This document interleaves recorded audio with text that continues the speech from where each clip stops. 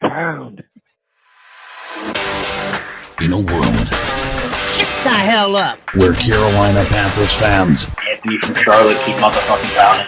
have an insatiable thirst I need to see a lot more of that shit going forward. for Panthers news and opinions. All my C3 brethren from the C3 Legion. Only one podcast roars ferociously. The longest running Panthers podcast on the internet. It's the C3 Panthers podcast. Oh, Greg, I owe y'all $100, man.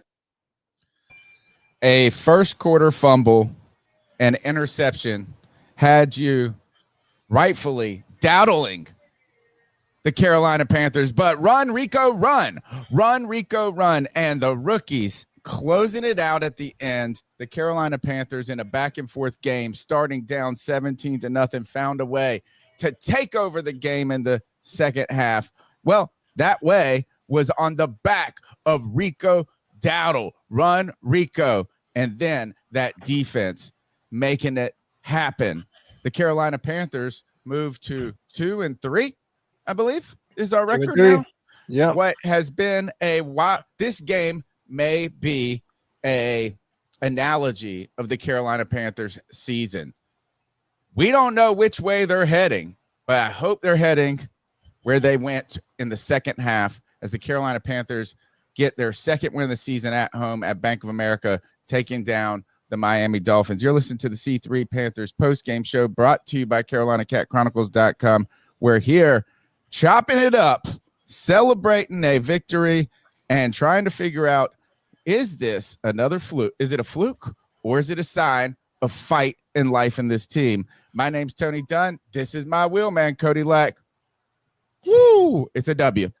It is a W, Tony Dunn. You often make the analogy that being a Panthers fan is like being in an abusive relationship. And there's no better example than this, because even when we get abused, every once in a while, they give us a reason to let us remember why we still love them. The Carolina Panthers, with a gutsy performance, came back after Bryce essentially gifted them 10 points in the first half. Man, so much to talk about. I think a lot of people are now starting to rethink Ejiro Evero and this defense. And dude, Rico Dattle, baby, he was looking like a number one running back in this offense today. And let's be real, he had the best performance of any Panthers running back this season. Running hard, running aggressive. Boys, it's time for another post-game show. And nothing to it but to do it. Let's roll. The number is 252-228-5098. That's 252-228-5098. The Carolina Panthers take it home today. Where was the score again? It was 27-24. Carolina Panthers with a fourth quarter drive to seal a deal. And really, you had Rico run. Big explosive plays for the first time today. And then as he was dealing with an injury, you then had Trevor Etienne Jr. come in with a big play. Then you had I guess there was two other rookies that made Jimmy Horn Jr. and then our new tight end, CK, the man with the golden pipes. It's good to be here and actually celebrating a win. Yeah, I mean, at the beginning of the game, I sincerely was thinking that we were going to be wrapping this up after a 20-minute, therapy session. We don't really need to talk about it. We just saw what we saw, a continuation of the week before, things like that. And something happened in this game that I think we all agreed that never was going to be able to happen. And that is, we won and things didn't go our way. In a large way, the entire game, right? They were, there was the absolutely horrific turnovers at the very beginning of the game by Bryce Young, which kudos to him for not letting that completely destroy the rest of the game for him. Because I feel like, that I was really concerned that that dude was going to throw 4 picks after those first 2 turnovers. But additionally, we went behind. We were not able to run the ball. We weren't getting penalties that should have been called our way. Even so much so that they're picking up a flag for one of the most blatant pass interference that you'll see. and we still won. And that's something that we said that this team was not going to be able to do unless everything was perfect. We were not going to be able to win games. And here they come winning a game like this. Now you got to keep in mind they did not have Tyreek Hill, but they did have Jalen Waddle. They did have Waller, who, by the way, destroyed us. They did have A-Chain, who we did not let do anything this game outside of that one pass, that was touchdown pass. They held this team in check for the most part.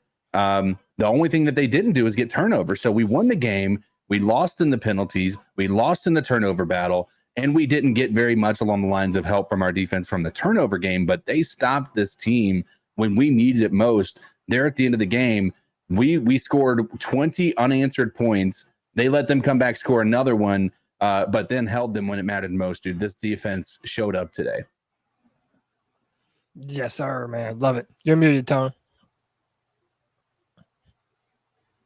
Can you hear me now? Yes, sir. All right. Rico Dattle, 23 for 206, really, with one touchdown.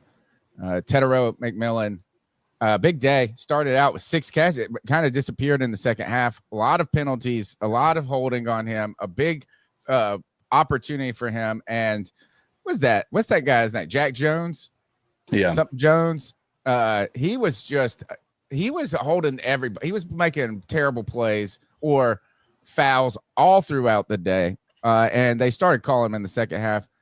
But even then, had 6 catches in the first half for 73 yards. And then really didn't pass the ball that much. You didn't have to when you run for 206 yards, CK. But, I hate to jump in here, but we also got to give credit where credit is due. For a fan base that has been really down on Xavier Legette, dude, he had some big catches. He had a big touchdown. And that's part of the reason why you drafted him, is to be that strong, big body wide receiver in the back of the end zone and going across the middle of the field. So shout out to XL. He showed up in a big way right when we needed him. XL's throwing a clutch block on that first giant run by Rico Dattle to start out the first half. Like that block was ginormous. If he didn't make that wasn't going anywhere. And here we go. Rico Dattle gets all the way down to the 10. We get some penalties and end up having to kick a field goal. But, Xavier Legette today, he was at the very beginning of the game. I was like, here we go again with regard to not getting any passes thrown that are catchable. Nobody in their right mind was going to blame anybody for that interception other than Bryce Young. There was no pressure. Well, there was a little pressure, but not enough to make a dumb choice like that and throwing that ball that high over top of Xavier Legette. Legette was getting the short end of the stick, admittedly, a lot of times this year, but he came in and he showed up, and that wasn't an easy touchdown catch. That wasn't an easy. No, that was actually for a guy that's had struggled with drops. That is a way to really get some confidence by making a big time catch. It was a very difficult catch. XL looked like he was pumped today with 2 catches. I will say that second catch though. And we're not gonna start off on a negative note. We gotta celebrate this with the run game, the offensive line playing good. XL though, just on this one thing, when he made that second catch, big time, big moment. I think it was a 3rd down conversion necessary to keep the chains moving.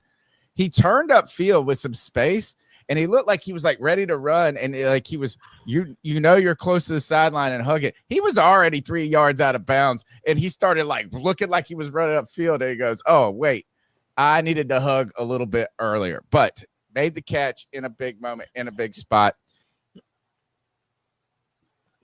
You muted yourself again. We can't hear you. I'm getting muted automatically somehow. Well, while we will have something to say about overthrow Bryce Young, he did make a big, he did it when it mattered. The team did it when it mattered. And Pat Jones, player of the game, as John B. Jenkins said. This defense, guys, we'll talk about that, and let's jump into the calls.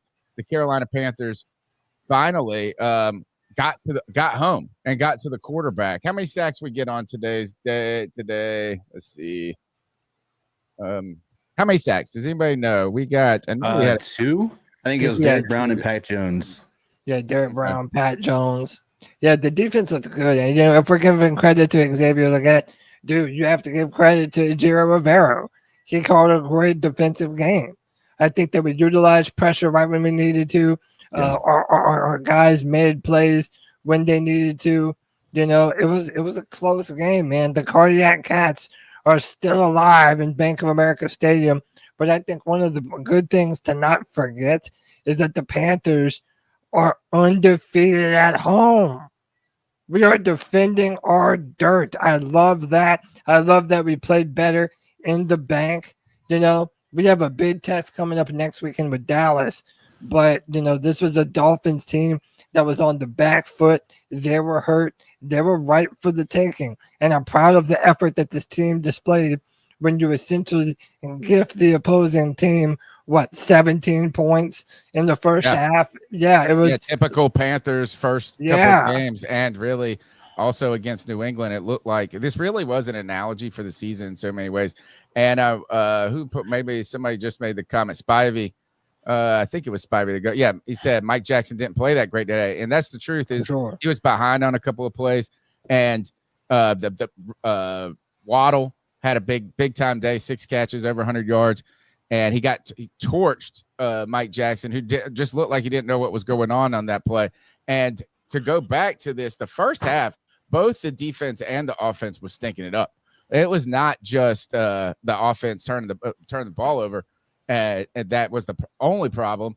I mean, even the best player on the team in the secondary, J.C. Horn, looked like a dummy on that touchdown. Like he just looked like he was trying to date that guy rather than defend him.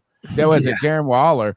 And so the Carolina Panthers, though, what looked like was going to be forcing more podcasts to quit in a week that podcasters are quitting the team. It looked like that first half was going to be a stress test for a lot of podcasters. Not this one. Find yourself like that loves the Carolina Panthers like we do for you. That's what I told my daughter is find somebody in this world that loves the Panthers like I do. And she goes, you know what? That's a pretty dang good analogy. The number's 252-228-5098. Cody, let's just go ahead and get into some calls, and then we'll see where the callers take us. Yeah, and you know what?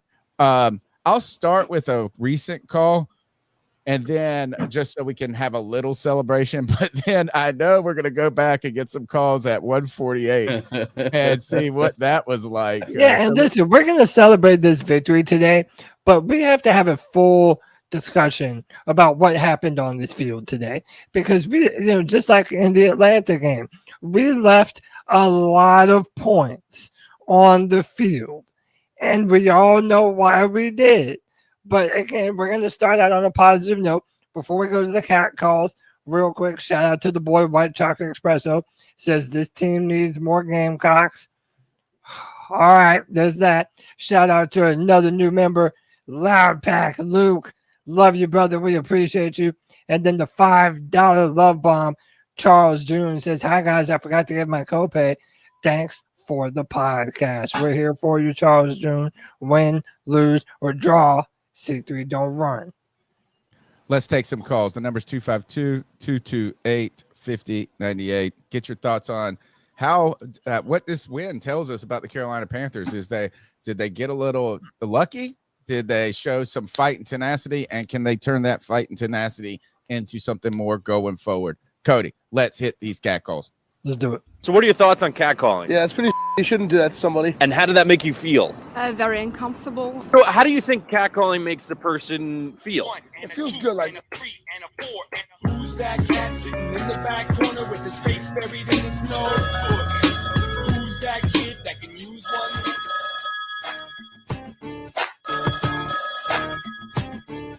To the charismatic CK, the tenacious Tony Dunn, and yes, the incomparable Cody Lack, General Greg, the Fat Daddy.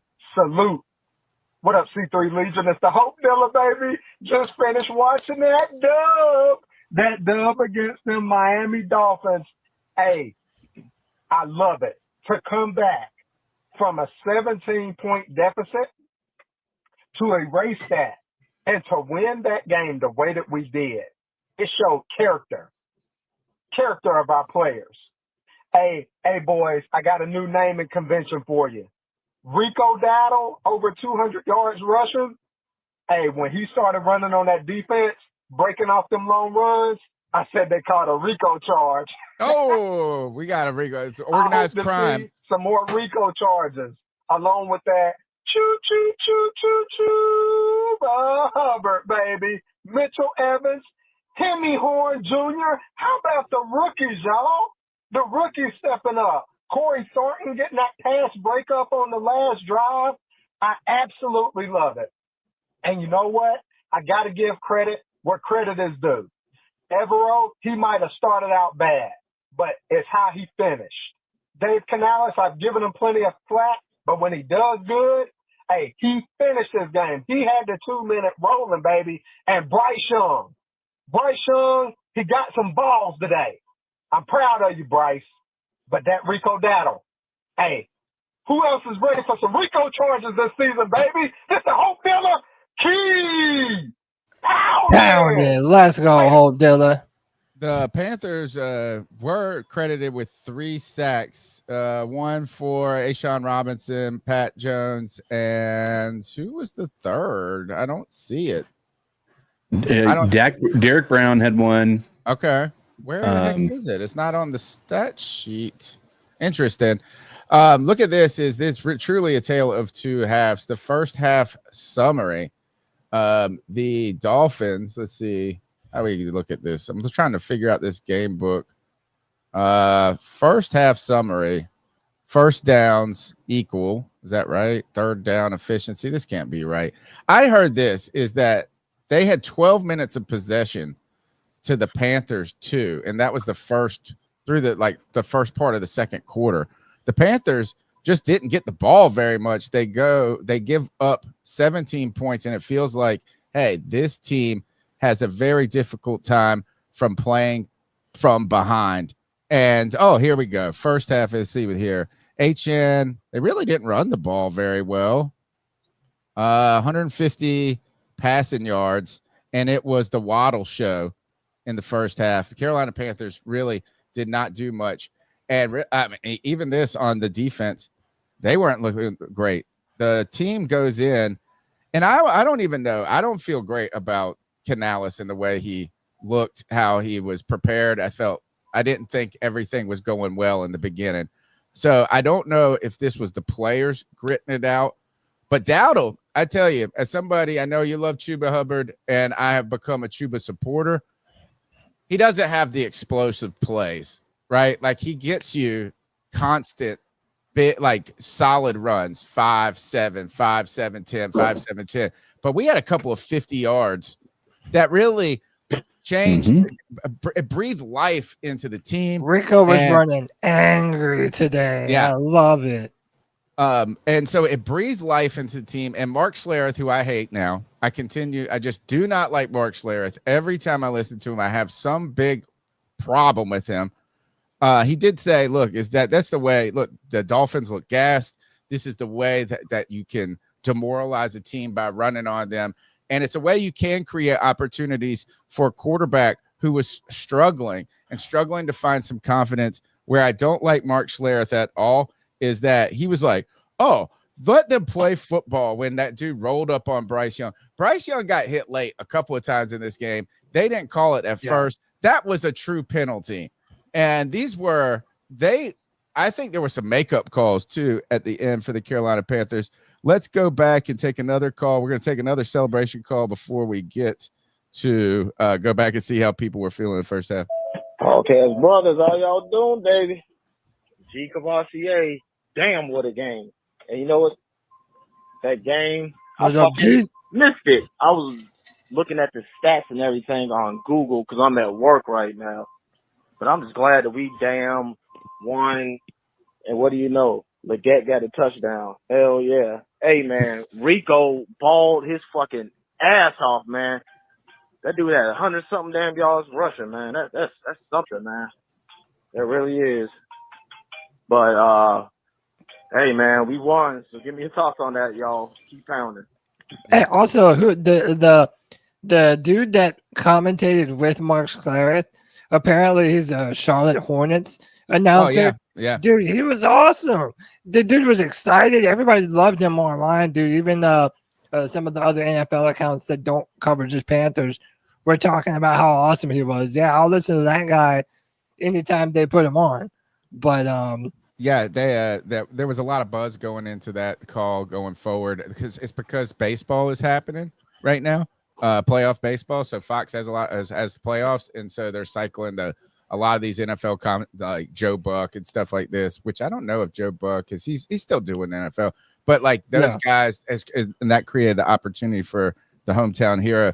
Look, I want to, because you said we can't overlook things, just like we can't overlook the overthrows and underthrows and some different things. Let's see how people were feeling in the first half, and maybe that'll send us on the trail of some of the things that really, I mean, while the Panthers needed this win, it's not like all of a sudden you're like, man, this team is really good. You know, it's like there's a lot of work to be done. This is the type of game, though, that the Panthers needed to win and have to win going throughout the season. Miami Dolphins, not a good team at all. They're falling apart. And like somebody said in the chat, is that when you lose to the Carolina Panthers, somebody getting fired. Yeah. And, so let's see what they were saying at the beginning. This is at 1:48 p.m. So we are before.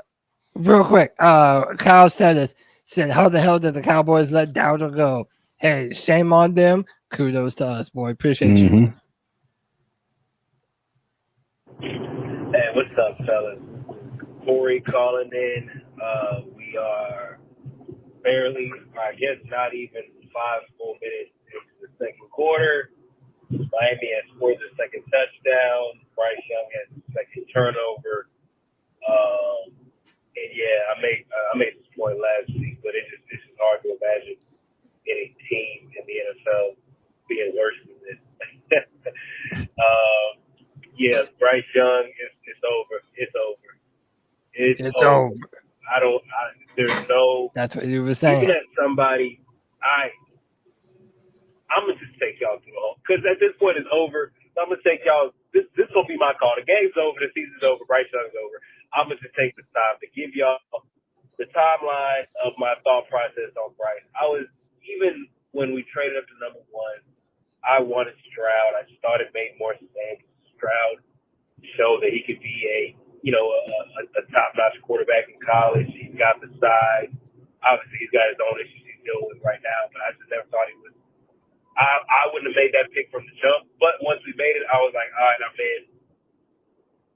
I'm supporting all the way. Rookie season was so bad that obviously he didn't give you much to hang your hat on. I wasn't one of the ones saying like, oh no, he's good. We're just so terrible. You just didn't know. The jury was out. All you could say after year 1 was like, you do not know.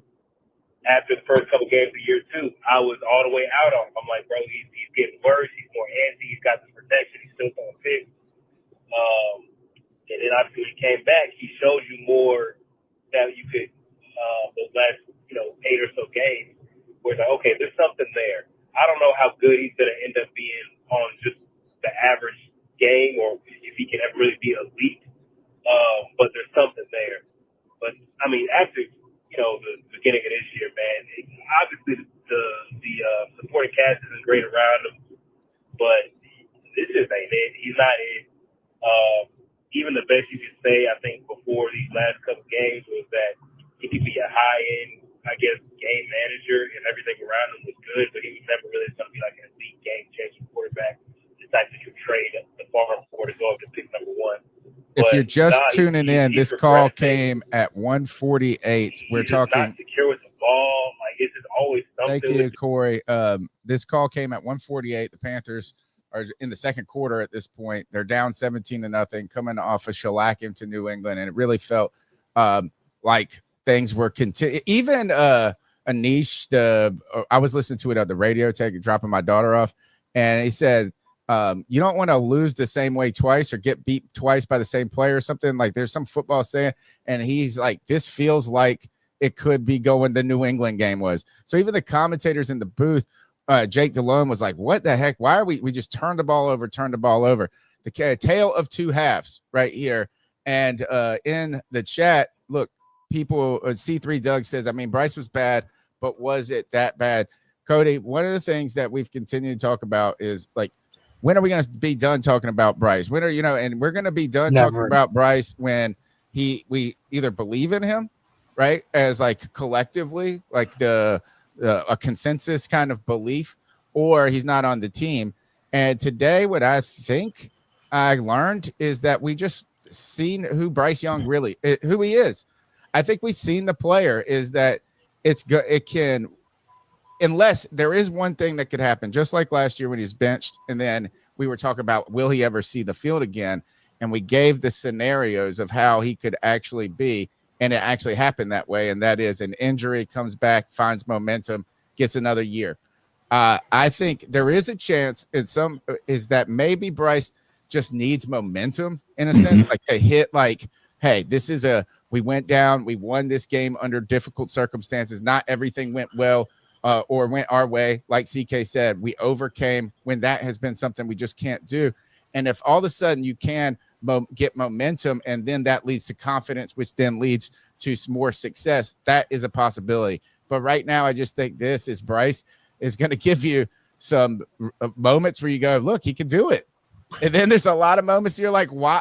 What the hell? And I think what was he doing? It's the Did you see physical ability. And I'll just turn it to you on this. Is that we people, the Bryce lovers, the Bryce haters have talked about like him not being able. One is his physical limitations and not being able to throw off the spot.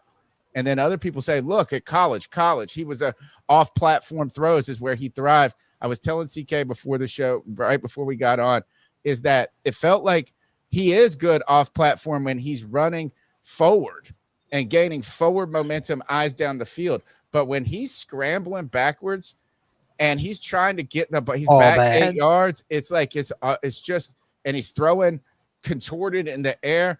It just can't get there all the time. Underthrows, overthrows, turnovers, but made some good throws at the back end. Do we know who he is, Cody? I mean, yeah, I believe I know what he is. I believe he's a game manager. I give him incredible credit for being able to come back and not let the early turnovers affect the way he played. He hit some big-time balls at the end of the game. But, again, like, he's not the quarterback that you are going to put that you're going to put the game on his shoulders. He's not that kind of guy. There was literally a part where he missed Tommy Tremble to the sideline, and he hit one of the camera guys on the head, like beamed him on the head, and then you can see Bryce Young laughing about it. I wouldn't show the clip, but it'll get us dinged on YouTube. But, dude, listen, like, you know, a lot of people feel like game manager is an insult, but that's really what we have known him to be. He is someone that when you have a good run game, that when you can lean on your offensive line and a good rushing attack, he is someone who will do enough to win you football games.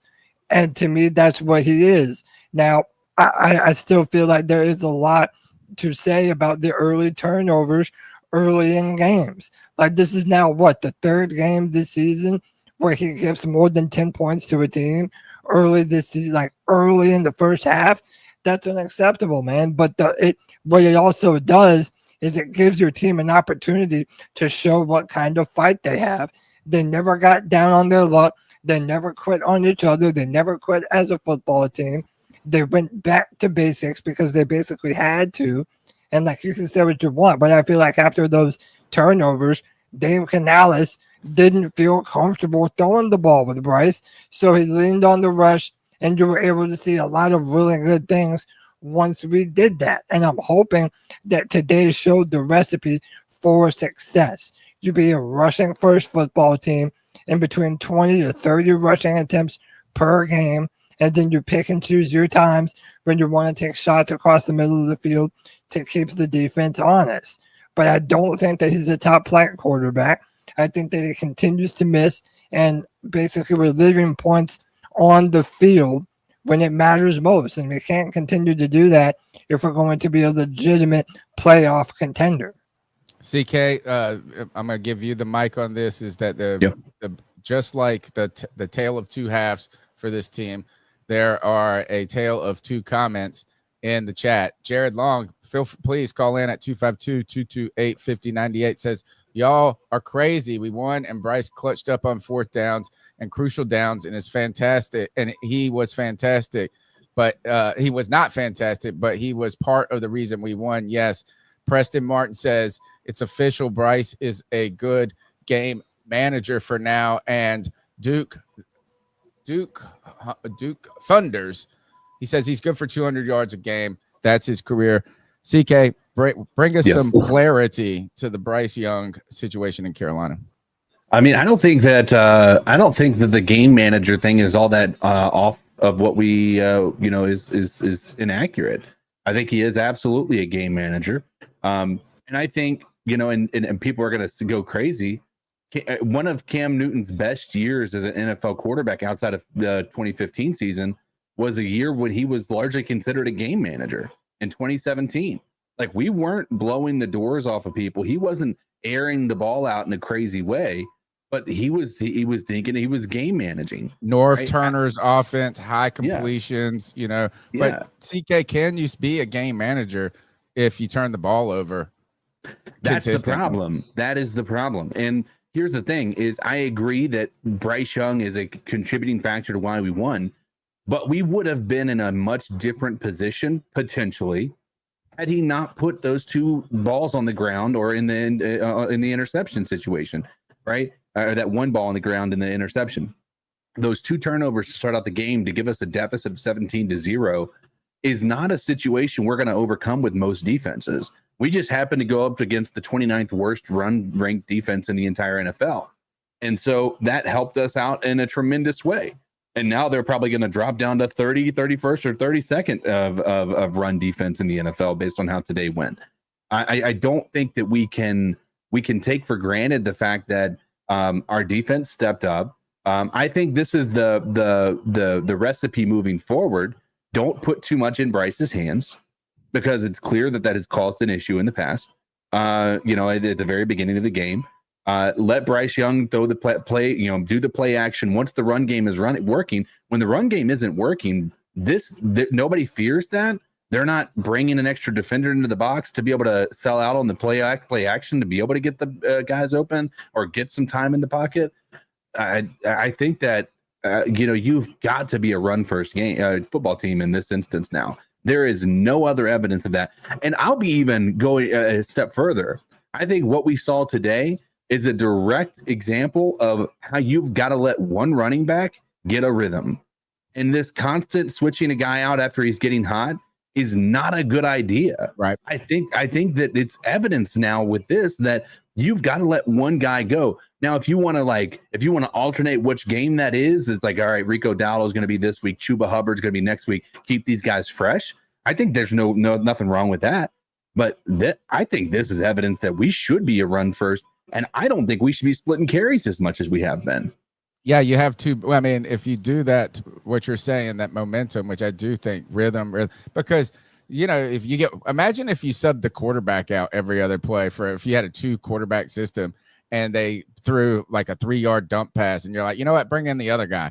It's not when the running back doesn't get great yards. It's not always just because somebody else could have done it better. There's a lot of other factors. So I do think that, but I also believe that you need to have 2 running backs, not maybe as always cycling in game as much, but for this exact example of Chuba Hubbard dealing with an injury. And now you got a guy where, I mean, he comes out and has a big game, and you don't want to just have a fall off so much. To put some context to this is that I do want to remind the listeners, and thank you for tuning in. Be sure to smash the thumbs up, but subscribe. Do us a solid. Check us out on Tuesday nights at 9 p.m. The longest running Panthers podcast, 14th season here, 9 p.m. Tuesday. Tell somebody about the show. I think everybody here is, at least I can speak for myself, is rooting for Bryce Young and wants Bryce Young to be a success. There was a point, and it looked like again today, where it was like, gosh, it's another terrible start where you thought, I mean, it was not absurd to think that this team was dead in the water in that first half. And what they were able to do is admirable, commendable in that second half, and really shows a lot of character to the players. I think Bryce Young deserves credit for that, to not floundering and falling apart completely, right? Rico Dattle saying, look, we're still beasts out here. Let's go. A lot of credit to this offensive line too. This offensive line played well today. But some bullshit calls. I always say this is Tommy Tremble, you get a pass from me. Your ass did not false start. You didn't move. They just pointed at it.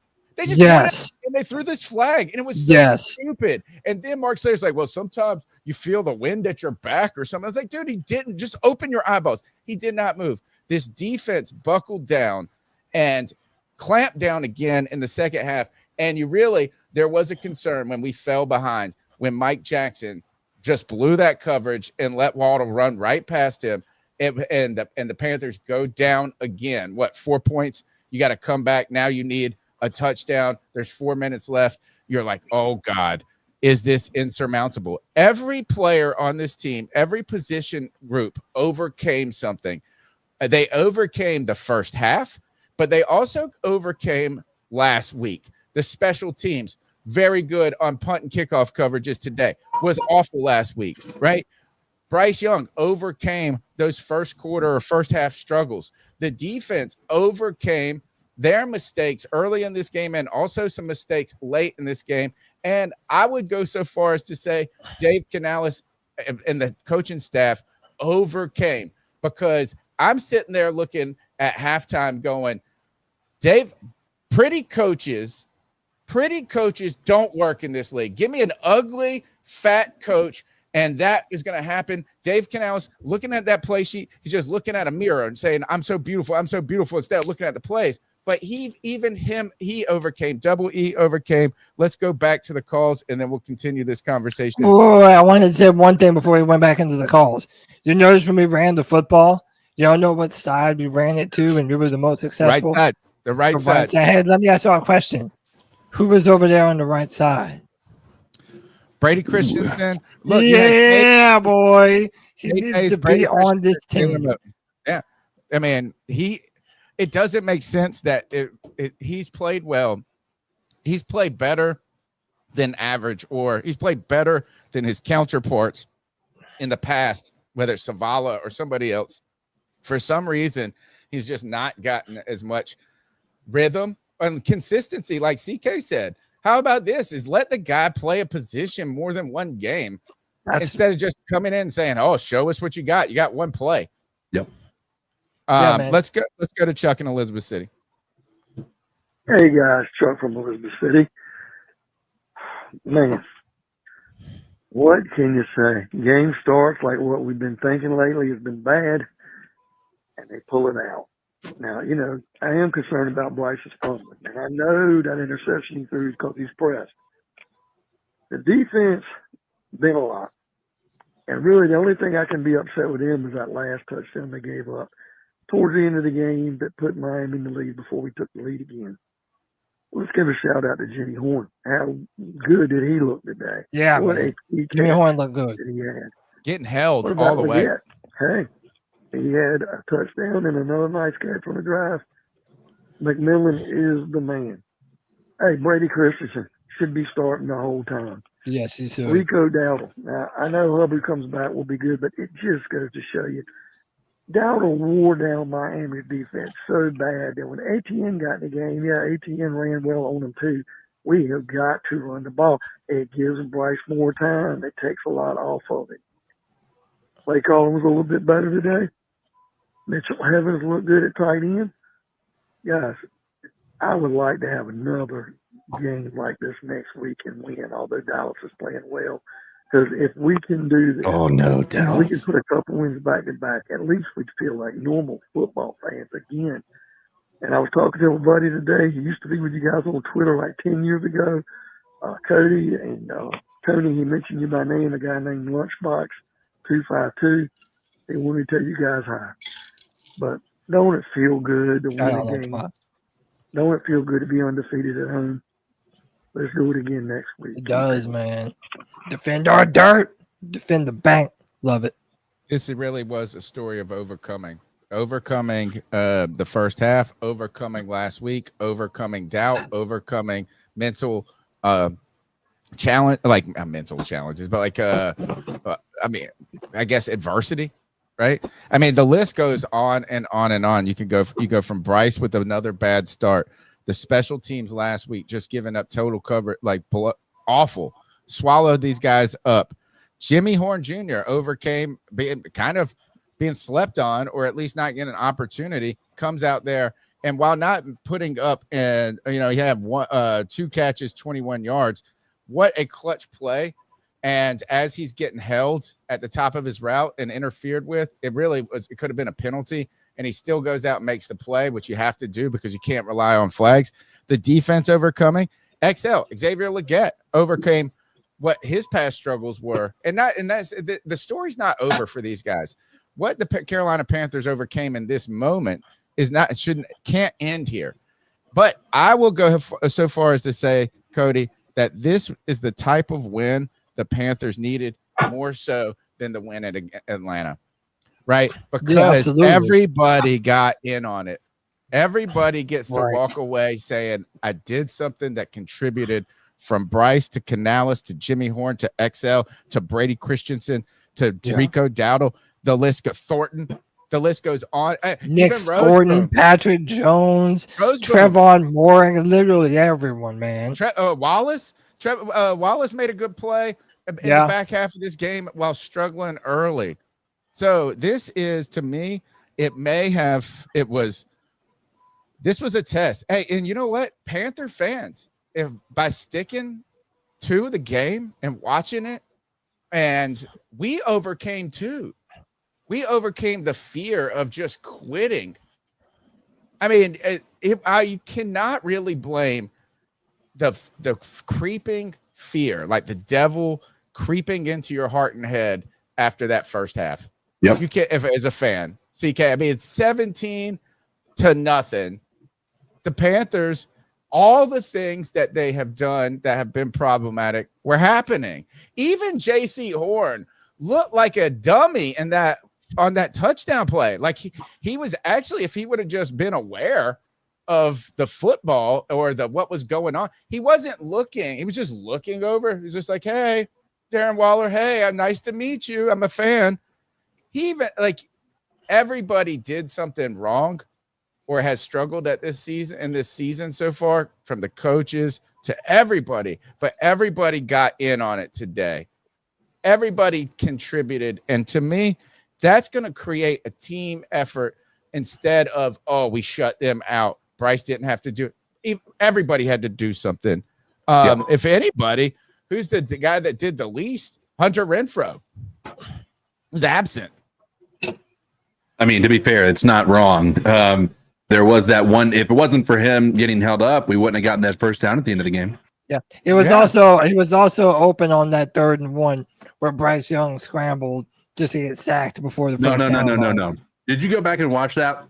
Yeah, everybody else was open, and then he finally, if Bryce had a good pocket, if he would have stayed in the pocket, Hunter Renfrow was coming open across. I agree. If he had a good pocket. That pocket broke down before Hunter Renfrow became open. He did. He had enough time to make the throw. No, dude. Yes, the he moment did. Bryce, no. The moment Bryce go back and watch it, he had enough time. Cody, I watched the slow-mo on that because I knew that this was going to come up. I'm not going to give any type of grace to Bryce for any of the things he did wrong. You're wrong on this play. You're wrong. All right. Let's go back to the calls. Couple short ones. Hey, this is Stonewall, and I got 2 names to tell you. One, Rico Dattle. The other, Brady Christensen. Wow. Now, here, there's perfect segue right here. Alan Zapanta says, worried that Dattle will not play next week. Right? It's like, is that every time you catch some momentum or a break, you get somebody that you can build maybe a game plan.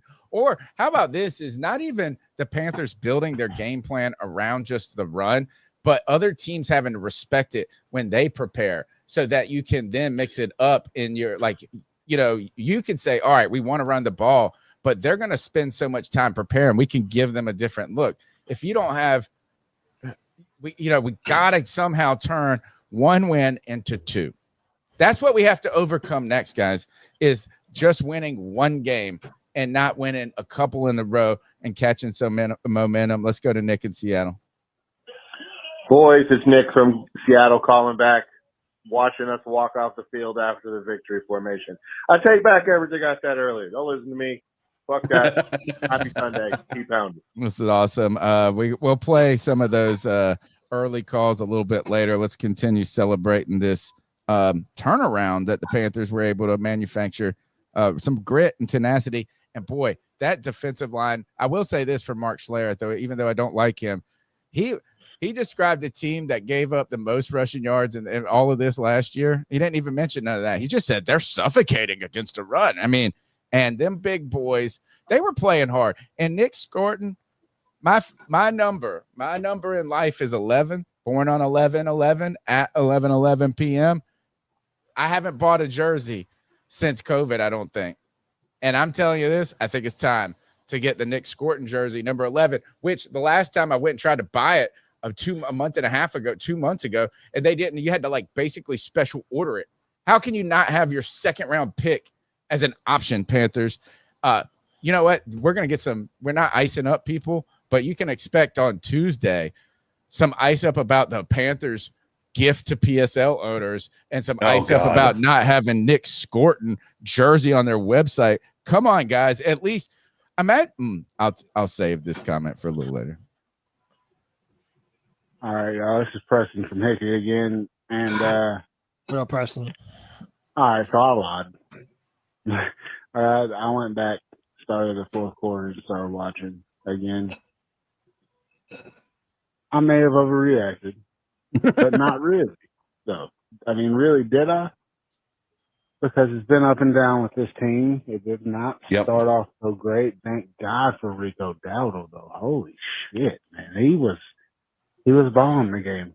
He was balling the game. He was balling today. He was balling today, man. Over 200 yards rushing. That's exactly what we need. That is exactly what we need. That can be our identity, and I love that. But like I said earlier, man, I've been a fan of this team since I was 6 years old. When I was 6 years old, I was born in 1989. And 1995, I was 6 years old. Little story, I went to a store to go back to school shopping, saw all the Carolina Panthers book bags and said, Mom, what's that? What's the Carolina Panthers? She said, oh, that's the new football team. From that moment forward, I've been a Carolina Panthers fan. And now we have, what we've been going through for the past better part of a decade. But you know what? If we can pull it off like we did today, which I mean, Miami ain't no damn world beater, but if we can pull it off like we did worst team in the today league and actually play complimentary football, I'm all for it. Still not picking this team to win a game until they show me that they can actually decidingly win a game and win a game on the road. Again, this was at home. I'm happy. Of course I'm happy for this win, but I'm not overreacting. I'm glad we're 2-3 today. All right? Yes, sir. We're not world beaters. Nobody needs to be throwing us a motherfucking parade. Enjoy the win for 24 hours, and then we got more work to do. But Preston from Hickory again. I guess the pounder is, it ain't completely broken just yet. So y'all keep pounding. Keep pounding. Keep pounding, brother. Yeah, man, we all come to this team at different times. And dude, after you've been through so much losing, it's just it's going to be a part of a W. Hey boys, do you think Meow Mix wishes that they were still podding so they could talk about this victory today? And the thing is, there's no way they can come back, right? Like they got their popularity from Bleacher Report. The fact that story went so I don't wild. even know if it was a story. I think it was just a tweet.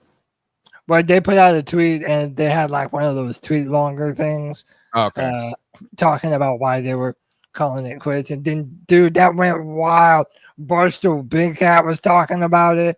Bleacher Report talked about it. Dude, it went wild online, man. So trying to look and see what the chatter for Dolphins fans, because I want to see Who's getting fired? Let's see. This is October today. Well, a lot of people felt like what's his name was on the hot seat. Mike McDaniels. That he could be the one getting the axe. I mean, but yes, I don't see a lot of chatter among where are the Dolphin fans at on X. I went to latest. Every time I check on the Fins, Jets, it's former Bear doing former Bear things. Clint Otis says, NFL officiating. Oh, this is bad. This guy, Dominican at Dominican 554_554. Oh, that's September. Man, the fans, where are they? I don't know. I understand why you go into hiding. The number's 252-228-5098. Let's go to John B. Hey guys, John B. Jenkins here. What up, John B? Man, holy shit. That is, I love this team. I hate this team. I love this team. I hate this team. I love this team. I love this team. I've always loved this team. Haven't y'all always loved this team? Did y'all see all those rookies on that one drive? Yeah, this was very important. Yeah, Mitchell Evans, man. We had ETN. We had Mitchell. I've been sitting here working on my son's closet, doing some house projects. Pulled the game up on a streaming site. Just had it on in the background. We go down 17-0. I'm just like, don't turn the TV off. You got a chance to watch it. They're gonna come back, and they friggin' came back, y'all. I don't even know who we play next week, but I'm just glad Horn got a catch. I am glad that I put Bryce Young and Rico Dattle and the Panthers defense and our kicker on my fantasy team, and I think I'm winning now. So hey, just fantasy football advice: put nothing but Panther players on there. Anyway, that's about all I got. I'm just happy to be celebrating this with you guys, and can't wait to listen to the postgame show. Love you guys. Keep pounding Carolina Panthers. Keep pounding Panthers Brosslaw. Go Fish. Keep pounding C3 Panthers podcast. John B. Jenkins out. I have to listen. I don't know what he's about to say here, but I have to listen to because Tua, while I have kind of in a sense rooted for him, is a left-handed quarterback, which I learned today. He does everything right-handed. I'm a southpaw, so you're like, oh, yeah, lefty. He struggled with the concussions. A lot of people doubted the organization was down on him before he even got started. He did okay in his very beginning, but they were still out on him. Then they're back and forth. Imagine being this far into his career, like with Bryce. We're still in year 3 trying to gain where we're at. What is this, year 5, 6 for Tua? And they're with a big contract, or at least they extended him. And now I'm just but after the Cam Newton stuff last week or 2 weeks ago, I'm just annoyed by the guy now. And he's starting to get on my nerves because I think that it's okay to refute criticism. Because the internet just criticizes. But you also, when you're in these positions, you just got to know that's going to happen. So you just say the things. But he's just now starting to turn into a cornball. I don't know what he's about to say here. Let's see. Corny or not corny? You guys vote. All right. Oh, 100%. 100%. I am 100% showing up, getting myself ready, getting the guys that are going to be in the game as ready as possible for us to give us a chance to go out there, score, do what we need to do to help us win a ball game. Oh, 100%. 100%. Well, we're glad that you're going to show up to make your multi-million dollar contract. I think it's how do you feel about him saying getting the other guys ready? That is what he's supposed to do, right? He's the leader. He's supposed to be the leader of men. He's supposed to rally the troops. That's literally, it's not in the contract, but it's a part of the job. You're the quarterback. You're the leader of the football team. So, I think you also have to be humble and honest that when you're the one who's overthrowing or missing plays and stuff, which I think Tua has been good on that. I like Tua. I like Tua the person. He underthrew Waddle. Yeah, Waddle was wide open. He had to slow down. If you're before Tyreek got that dude is just cruising in 4th gear, waiting for that ball to get there. Yeah, look, it was he still made that deep bomb though. When those are open, you have to make them, and you did hit it, and they were to his credit, they were in the game. They were winning the game, I felt like, for most of the game. So, I don't know. I mean, I like Tua the person. I like Bryce Young the person. But that was the comparison that I had for Bryce. He's going to be a game manager quarterback in the style of a Tua Tagovailoa. And that's fine. That's cool. They did all right, you know? All right, let's go to the next call. Uh-oh. Well, where are you? It's a silent call. 24 seconds of silence. You know what? This is a moment of silence for whoever's about to get fired. Is it McDaniels? Is that his name? Is that his name? McDaniels? Moment of silence for Mike McDaniels. Mike McDaniels. Yeah. And really, is this a question of the Panthers winning, or did the Dolphins choke? Really? And I haven't watched the Dolphins terribly closely. Like, I don't know. Is that two adverbs in a row? Terribly and closely. I haven't watched them under a microscope, right? We watch the Panthers and who they play. Like, we have, now we see them. I do remember that Bills game when everybody thought that they were the most awful team. And they did go up to Buffalo and like put up a little fight in the beginning and choked at the end, made some big penalties that gave Buffalo an opportunity to win the game. I do think the Panthers won this game in so many ways, overcame the story of overcoming obstacles at so many levels. They were up 17-0 though. And there was a couple of penalties that needed to be called, were rightful penalties, but really helped us. Bryce Young, that penalty where Bryce Young got hit late, rolled up, deserved. Mark Schleyer, I disagree with you, is that if this was it, like, let them play. If that was Patrick Mahomes or whatever, you would decide to let them. It's a clear penalty. And Bryce Young got hit a couple of times late that they just let go. I felt like there was some big plays. Jack Jones, right? I mean, these, I mean, like, we'll take it. I'm not turning it down. Even the kickoff at the end, didn't we get like where they had to re-kick it? And then didn't Etienne bring it out the first time? Yeah. And then they kicked it again, and Dowdle got us into a favorable position. And I think there was even a penalty after that went. So they have done a good job of doing what the Panthers have done to themselves, is beat themselves. So I mean, if you're a Dolphins fan, are you looking at we choked? I'm sure as a fan of the team that's how we would feel. And we're looking at us is like we overcame. We won. Did the Dolphins choke or did we win this game? The number's 252-228-5098. What's up, y'all? It's Lucas from Far City. What's up, Luke? I just wanted to say thank you, Rico Dattle. I thought since we lost Chuba, we were going to have an awful run game. And, man, you proved me wrong. I just want to say thank you, Rico. Thank you, T-Mac, and thank you, Jimmy Horn Jr. Y'all balled out for me today. Keep pounding, go Panthers. Hell's way. What do you mean? Or why can't we be happy? It's a story of overcoming. I think that's a success story. I mean, where is the unhappiness here? I would like to know that look, I'm not all of a sudden saying just because I made a good financial decision that I'm a millionaire, right? Or like, oh, I made one good stock investment. All of a sudden I know the market. I'm saying I'm happy that this stock went up. The Panther stock went up today. I don't know if it's a hold, a buy, or a sell necessarily, but we can also look at this. Up 17-0, the Dolphins. And they somehow had only 14 rushing attempts for 19 yards in this game. Yeah. That's insane. That is going to be the thing that I think if Mike McDaniels gets fired, it's you have A-Chain on your team and you were up by 17-0 and you kept putting the ball in the air.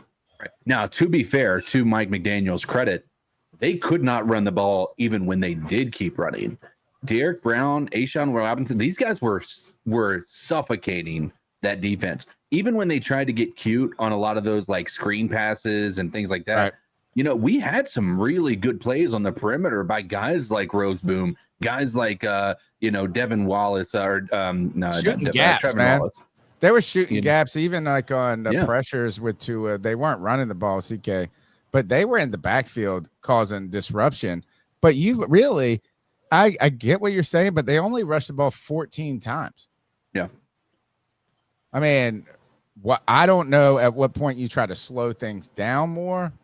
That's just an interesting stat, but you are right. Like that defense, and isn't it another story of overcoming something in the past that has been such a big problem? The Panthers have just gotten gashed by teams in the run game for so long, for so many years, and they really went out and made a concerted effort in this offseason to draft players and pick up players in free agency that were not scared to get their nose dirty, make some big tackles.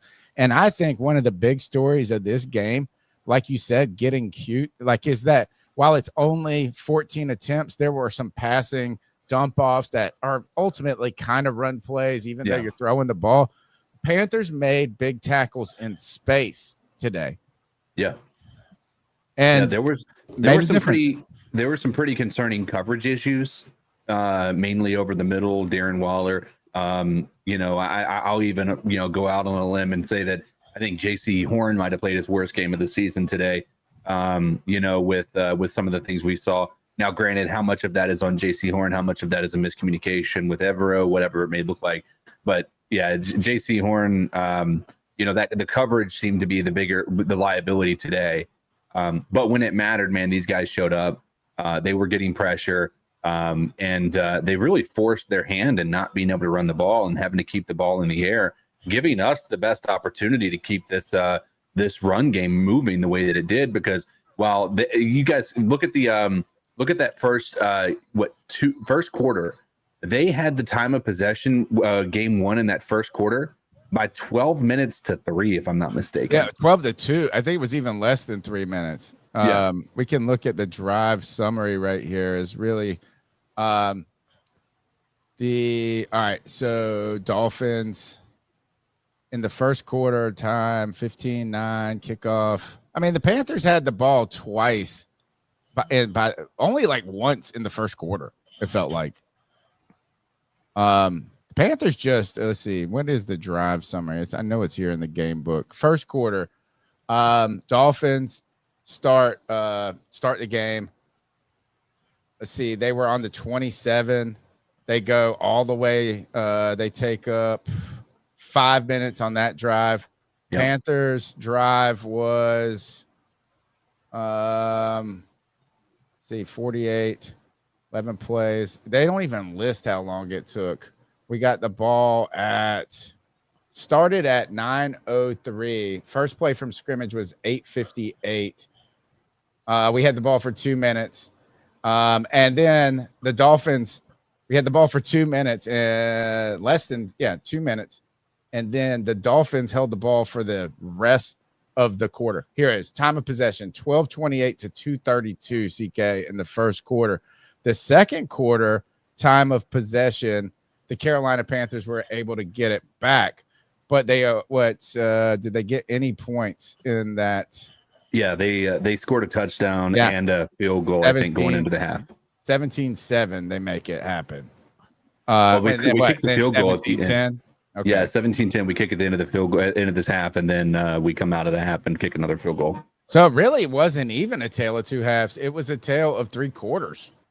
The Carolina Panthers, and how many times this is, and I know that people are like, why can't you be happy? Why can't, or whatever. I actually am ecstatic. I think this is the type of gritty win the Panthers need as a team, right? Because we've talked about, we've had Jonathan Stewart on this podcast before, and he's talked about like when the outside noise is there and you guys are just talking junk, we still believe in ourselves, right? Like we still are preparing. Not only we're preparing just because we're professionals, but we actually believe that we can do it and we're good.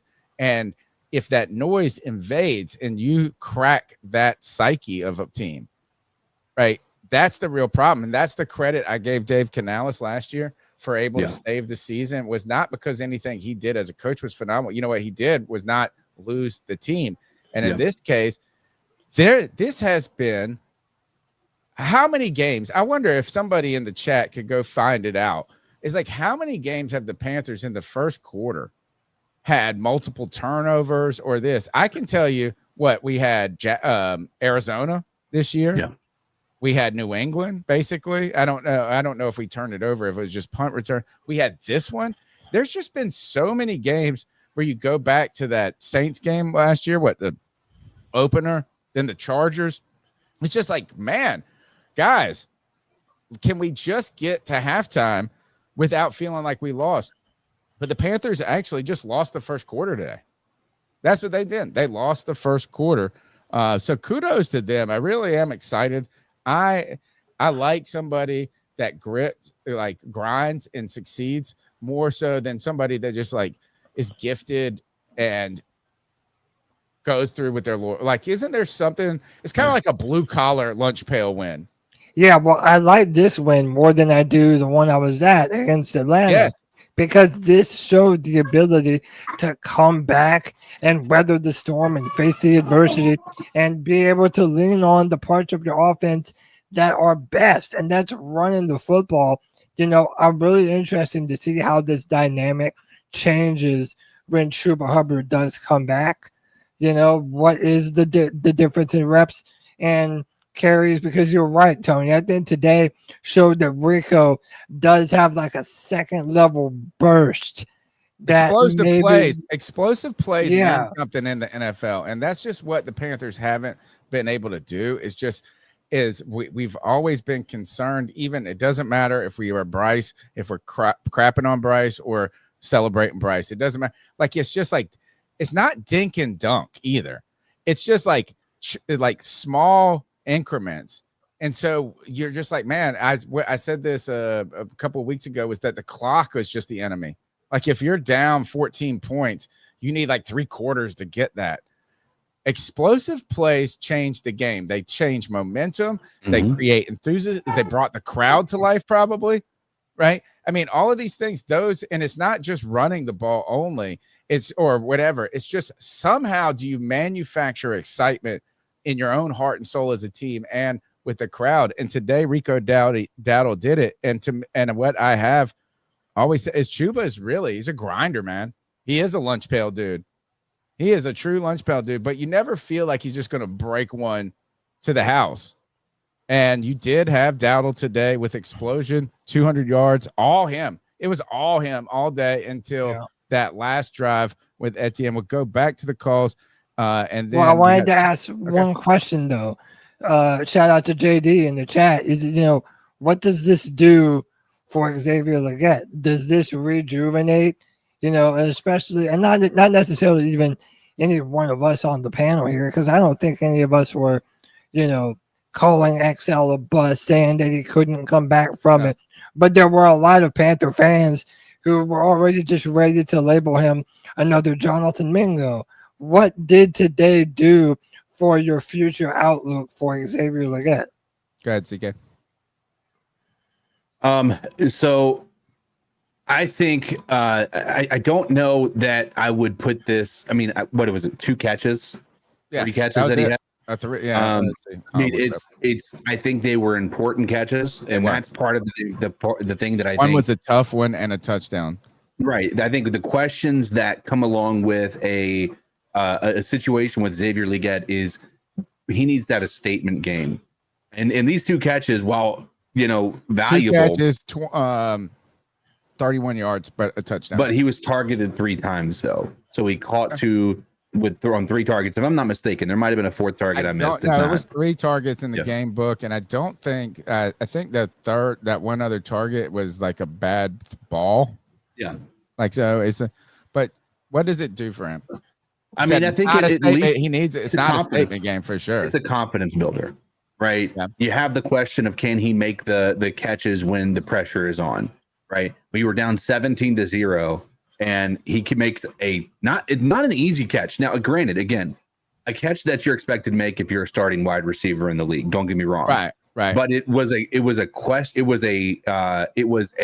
he made an important catch that was not easy, especially given that he was he was coming down to the ground. We were down 17-0. I think he answered the call that we needed him to answer today.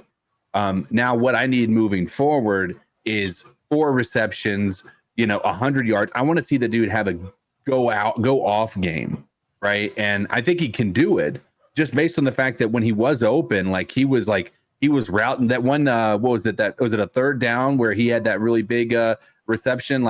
He made a route and had the cornerback not sure what he wanted to do. The cornerback just sat still as he basically ran around him.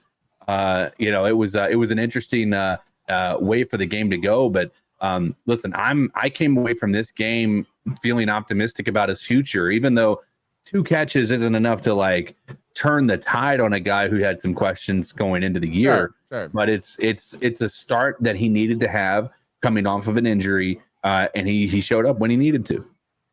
I mean, he wasn't there in the back half of the game, or at least Bryson Tremaine's in there making, his name is, you're right, CK, it's not the score sheet alone, the game alone doesn't just say, hey, this guy is a dude, is going to be a guy.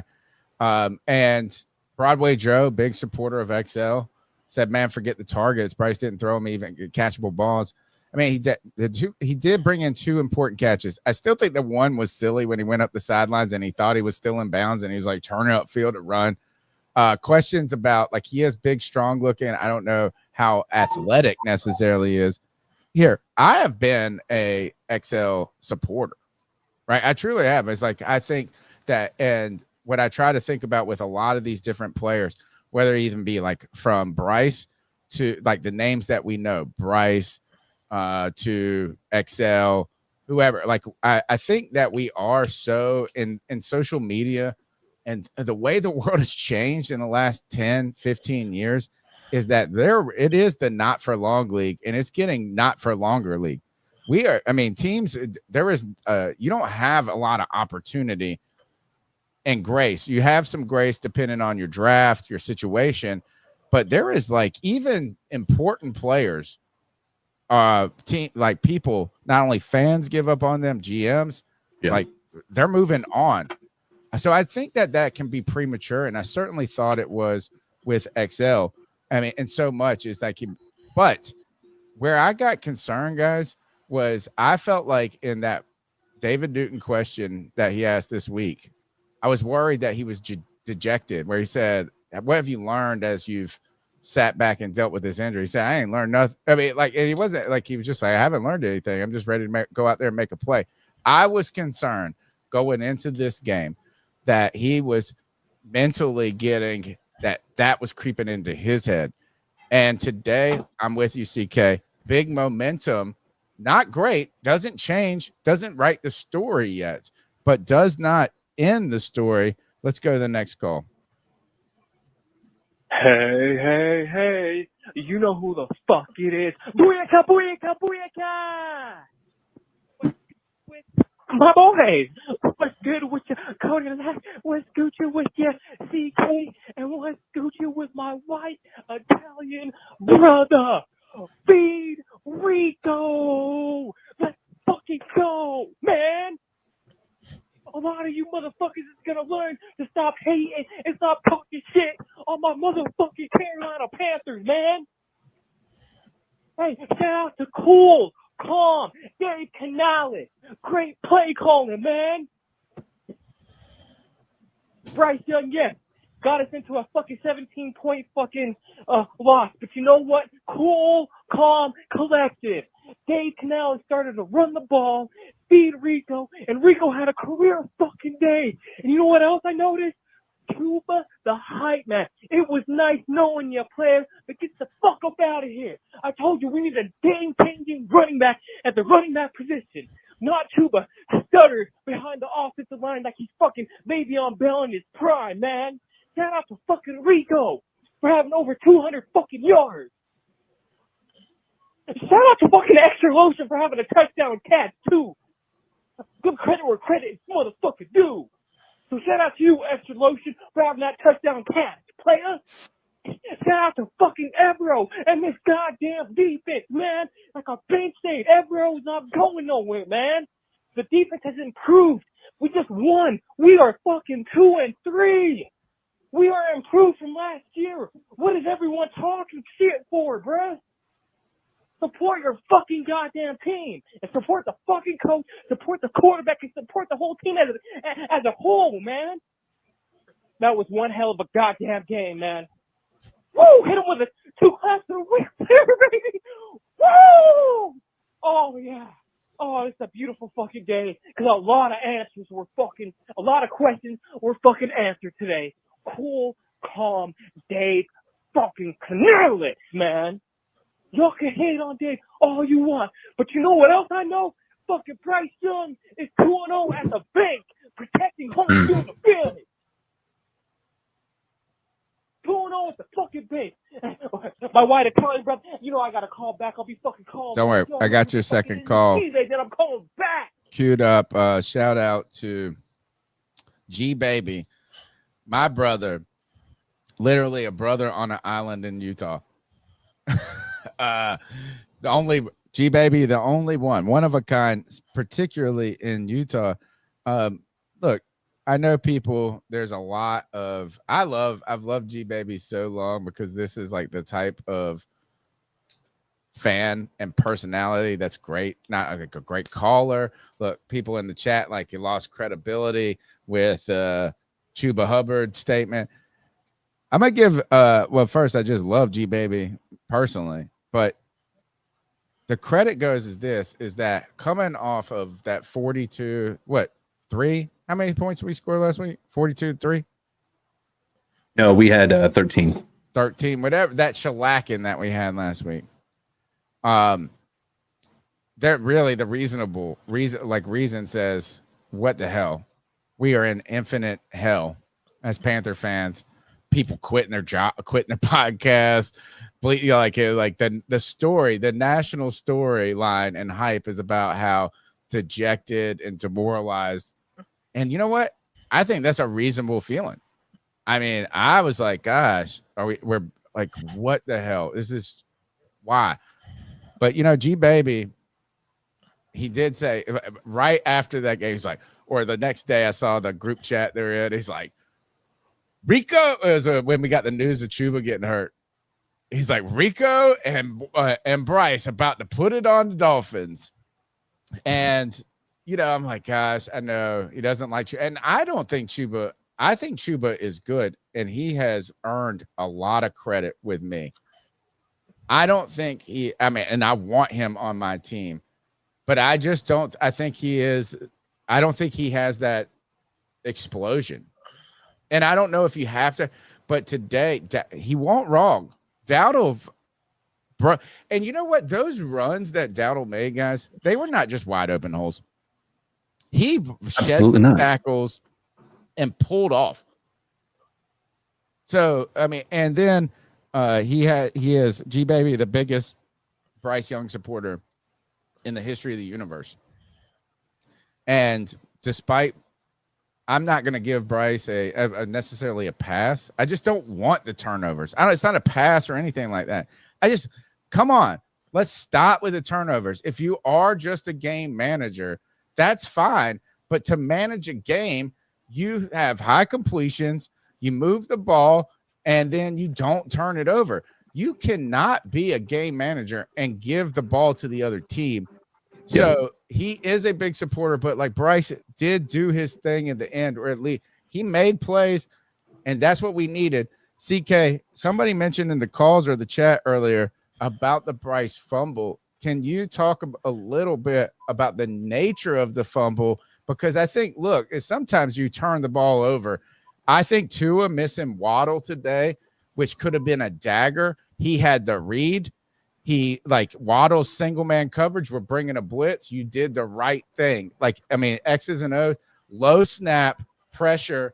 So the low snap then led to the blitz getting home. Missed that throw, and it was just a bit off too. It was not crazy off. That could have been a dagger to this team. So there are times when you make mistakes, and it's not just a mistake alone. There's context. Tell us about the Bryce Young fumble to start this game.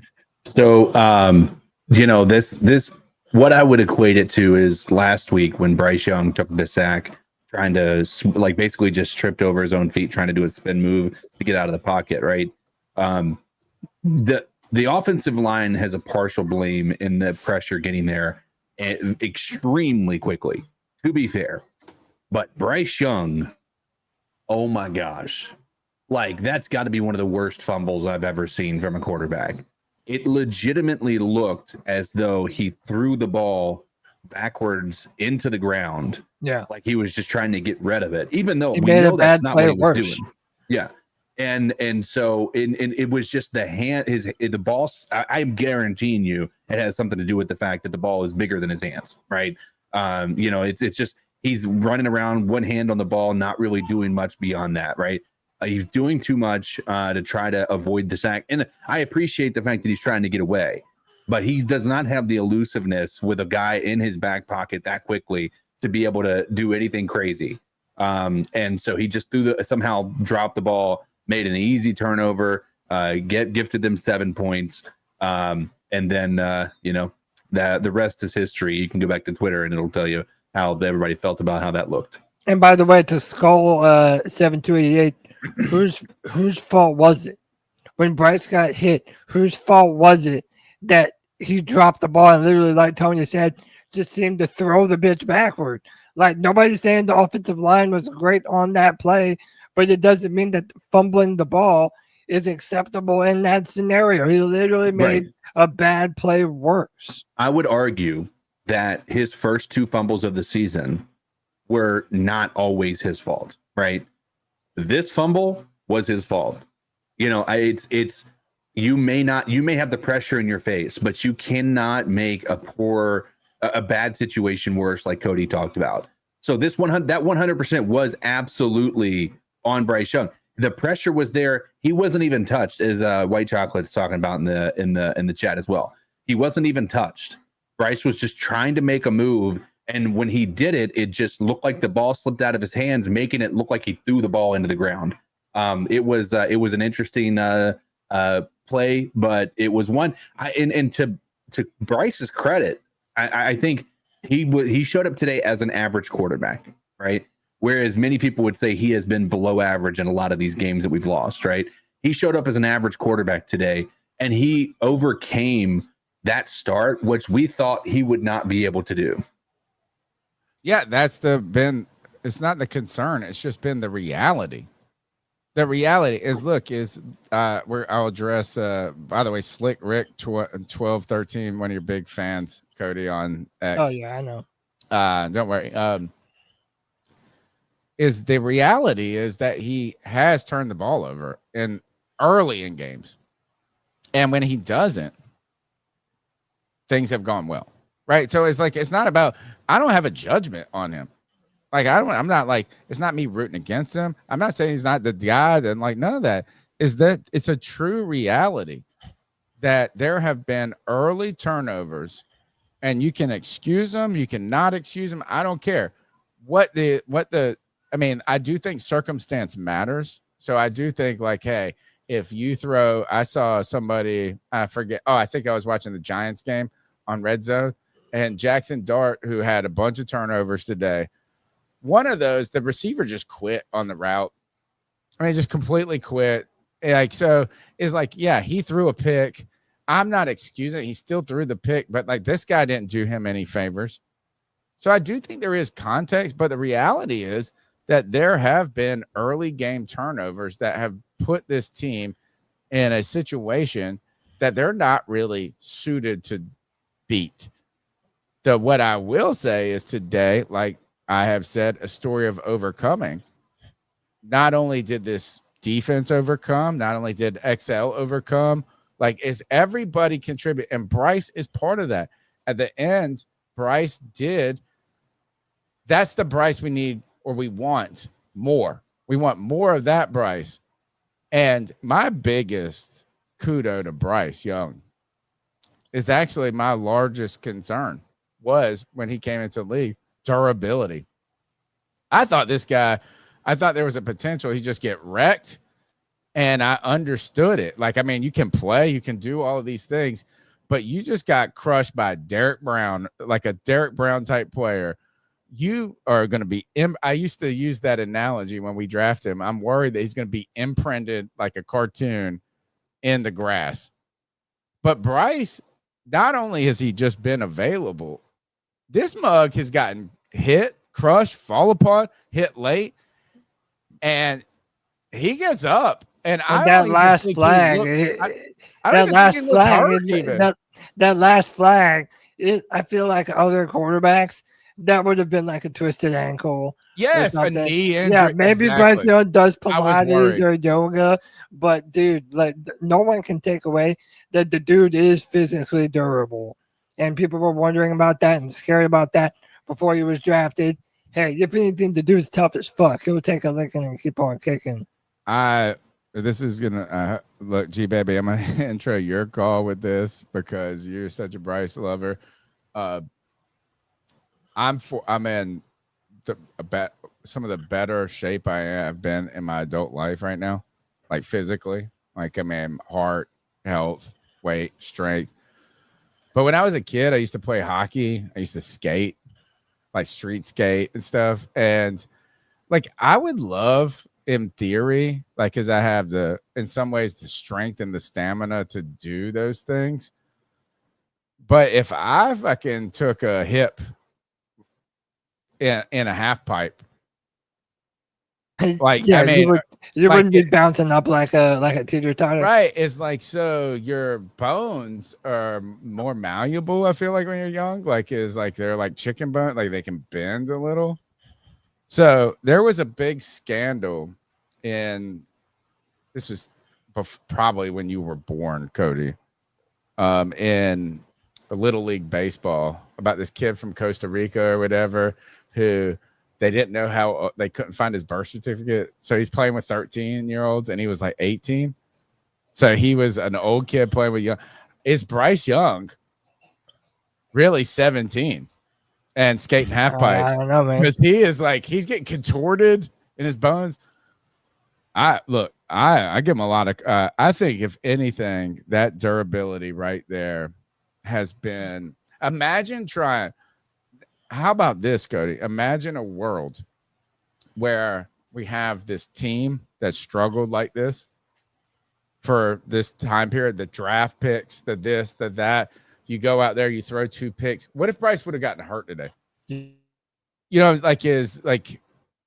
thank the Lord Jesus for him that the health has been there to give him an opportunity to show who he is. Back to G, baby. Baby, yeah, I'm back like the famous Jet Jack, and I'm fucking out here selling hotcakes, baby. Yeah, a lot of you fucking panels and podcasters were starting to get ready to see on the team again. Well, guess what? I get a week off, player. We get a week off from hearing the misery, love company, and hearing you motherfuckers be miserable. Yeah. Hey, shout out to the motherfucking team. Hey, shout out to fucking C3. Shout out to Tony Dunn, my white Italian brother. Shout out to fucking Cody Lack talking all that shit. Look at you now, bruh. Look at you now. And don't go deleting all them fucking sorry ass tweets you was making. Ain't nobody deleting no tweets, pussy. Yeah. Shut up. Hey, shout out to my fucking bald brother, fucking CK. What's Gucci with your player? Yeah. It's gonna be victory fucking Monday at work tomorrow, baby. Oh my God, that was one hell of a game, man. Hey, I want to give a couple more fucking shout outs. Shout out to Wallace. Yeah, you know that big number 32 middle linebacker? Yeah, shout out to you. And shout out to Roseboom, man. You played one hell of a fucking game, man. Shout out to JC Horn. I want to give a shout out to Derek Brown and the entire front 7. That defense was eating today. Tua and that fucking offense Scroll down for 3 fucking goddamn quarters, y'all. Man, I'm hyped, man. Can we just talk about Rico for a second? I have to talk about Rico. And shout out to you too, King Bryce, for getting that win at home, being 2-0 at home in Carolina this year. But I want to talk about Rico Dattle. I put out a tweet a couple of days ago saying Rico was going to dominate. And I got clowned. I got laughed at. I got fucking Panther OG Pickle over here second guessing my motherfucking knowledge at the motherfucking running back position. You know what? Rico had over 200 fucking yards, something that Chuba has never done and will never do his entire fucking career. Rico was I don't disagree with him at all on this. No, that was Rico from the Roughnecks. That was Rico from the motherfucking Roughnecks today. Shout out to motherfucking Rico. You got the motherfucking baseball today, man. Yeah, man. Hey, I'm hyped, man. I'm about to go smoke. I'm about to go fucking chill down. You know, my blood pressure, my fucking. I'm hyped right now. I need to go chill out. But shout out to the motherfucking panel. Shout out to my motherfucking Carolina motherfucking Panthers, man. And shout out to Evero. Shout out to Dave Canales. And shout out to QB1, the franchise QB, that young star that wears number 9, that baby face, that smooth killer, light-skinned assassin, Bryce Young, King Bryce. Shout out to you, dog. And shout out to the panel. Y'all know who the fuck this is.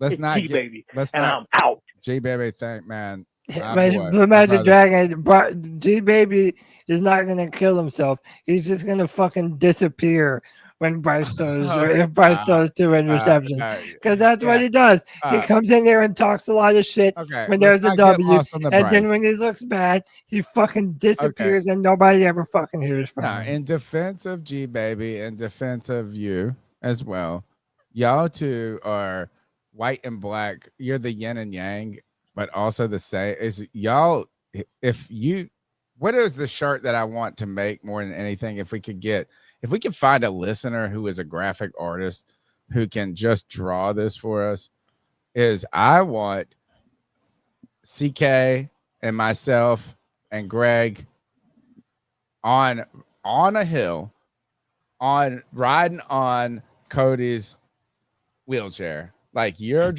and we're just like this. We're at the top of this hill because you are yourself a die on the hill person. Yeah, man. Right. I mean, and there's admirability. I talk to my students a lot about this, about when it comes to religion, whoever, I don't care what your religion. I admire people that believe they're right. And I'm not saying but the confidence in their beliefs. You have a confidence in your beliefs. Like we have always said this. I've joked on you in a good way, in a compliment way. Die on this hill. G-Baby has a die on the hill mentality. So it doesn't, you're right. It's not going to kill himself. It's not going to change his beliefs about that. I don't want to get lost on Bryce, though.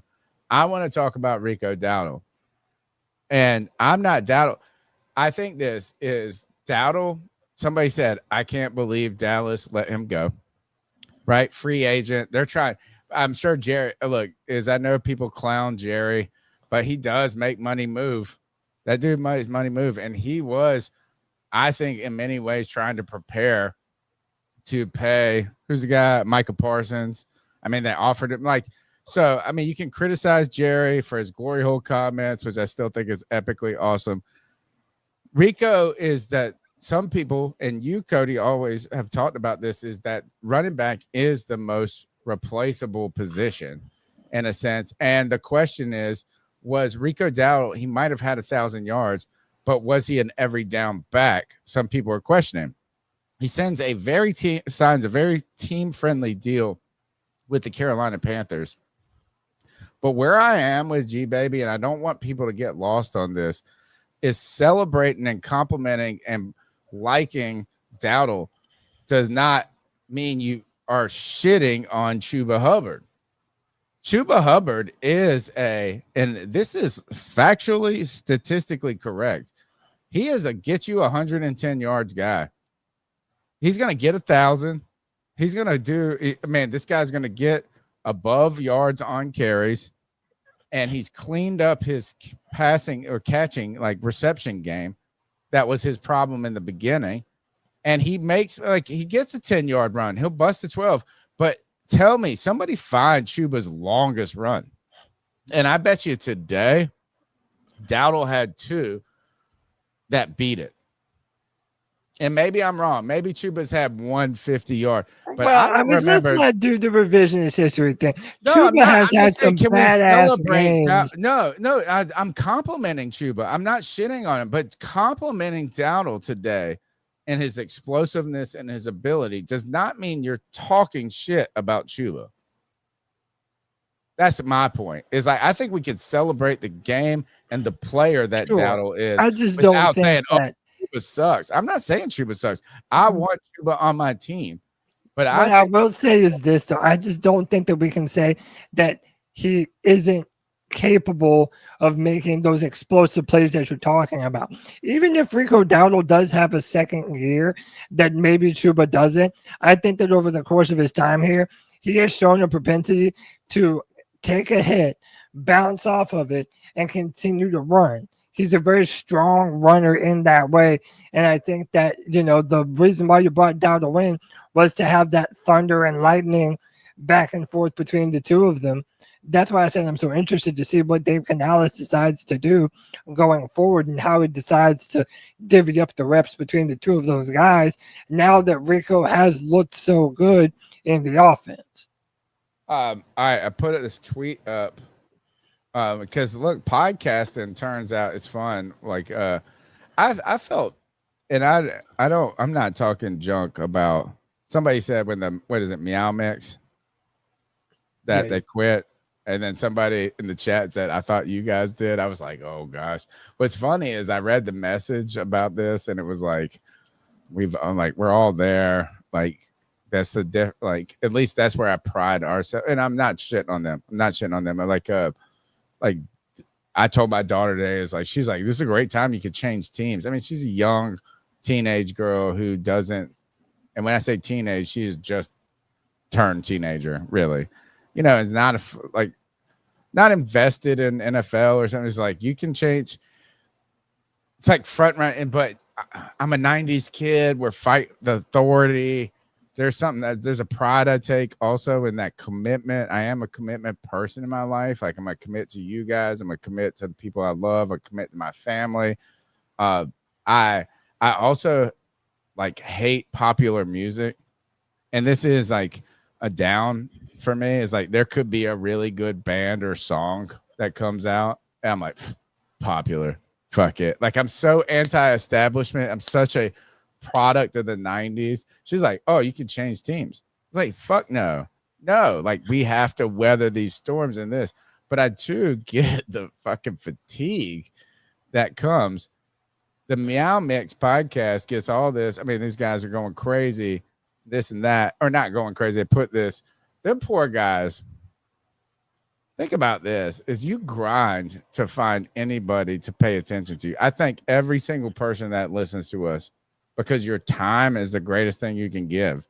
Like I don't even know if I would give it to myself if I was so I appreciate that. And then the hype, like you get, it's like you get the bump by quitting. Poor guys. Cody, talk about this tweet from, you put this up. Just give us some context of this, because I don't think this is who's this response is. I'm sure it's not fair, but I don't quit on you, brother, because I will highlight my response when you're done. You put up this picture and then tell us about this guy's response. Well, so one, you have to realize that half of Panthers Twitter just thinks that I hate the Panthers because I don't think Bryce Young is a quarterback.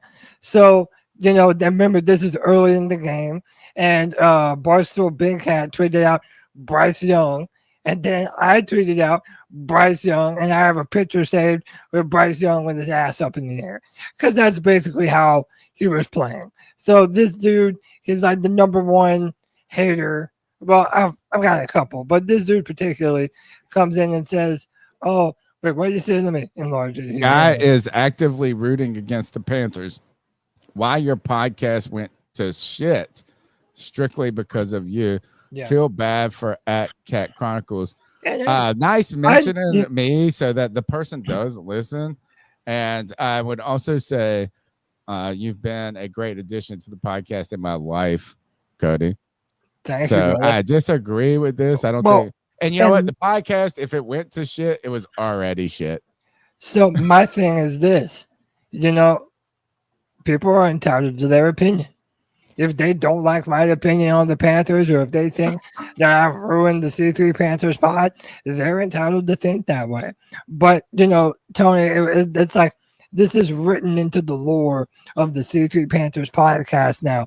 That day that you were on my porch and I asked you if we had a chance of winning. And you said, because we have Cam Newton, I feel like we have a chance. I'm wearing the shirt right now. And that is so much of my original love for the Panthers, because anyone who knows that Cam Newton brought me to this football team, and my love for Cam as a player and the energy that he brought and the things that he was capable of doing. So much of my love for Panthers football was built around that, right? And knowing that we had a quarterback under center who was a game changer in quarter 1, 2, 3, and 4. I do not feel that way about Bryce Young. I just don't. I mean, also know that there's a I want to also want to wish in one hand and shit in the other. Dude, I bought his jersey. I bought his jersey. I was predicting us to be, a 10-win team last year. I felt at one point in time that he had the potential to be a mobile version of Drew Brees, because I wanted to be a fan. I wanted to believe that we had a dude who could be a game changer. But I'm just not going to let my fandom cloud what my eyes are telling me. Today was a W. We showed a ton of grit. I love that we got a W at home. And we love Bryce Young turning around in Bryce Young, yes, 100%. And I'm not taking that away from him. But there's a lot of fans. I'm not saying anyone in particular, but there's a lot of fans who are pretending like Bryce Young was the reason that we won this game today. And that just isn't let's go true. to Skull's comment right here. I'm gonna tell you this. This is my response. So I'm thankful for anybody listens. I hope you disagree. And I tell you, I get a lot of shit for making this podcast worse. And I do think a lot of it, the criticism is fair. Like, yes, interrupting, trying to direct conversation too much, stuff like this. I will say, y'all do it. It's not a defense. I know that's a weakness, and that's something I want to improve on personally. But like virtual talk, where we're doing the video conference, we're trying to move like this around.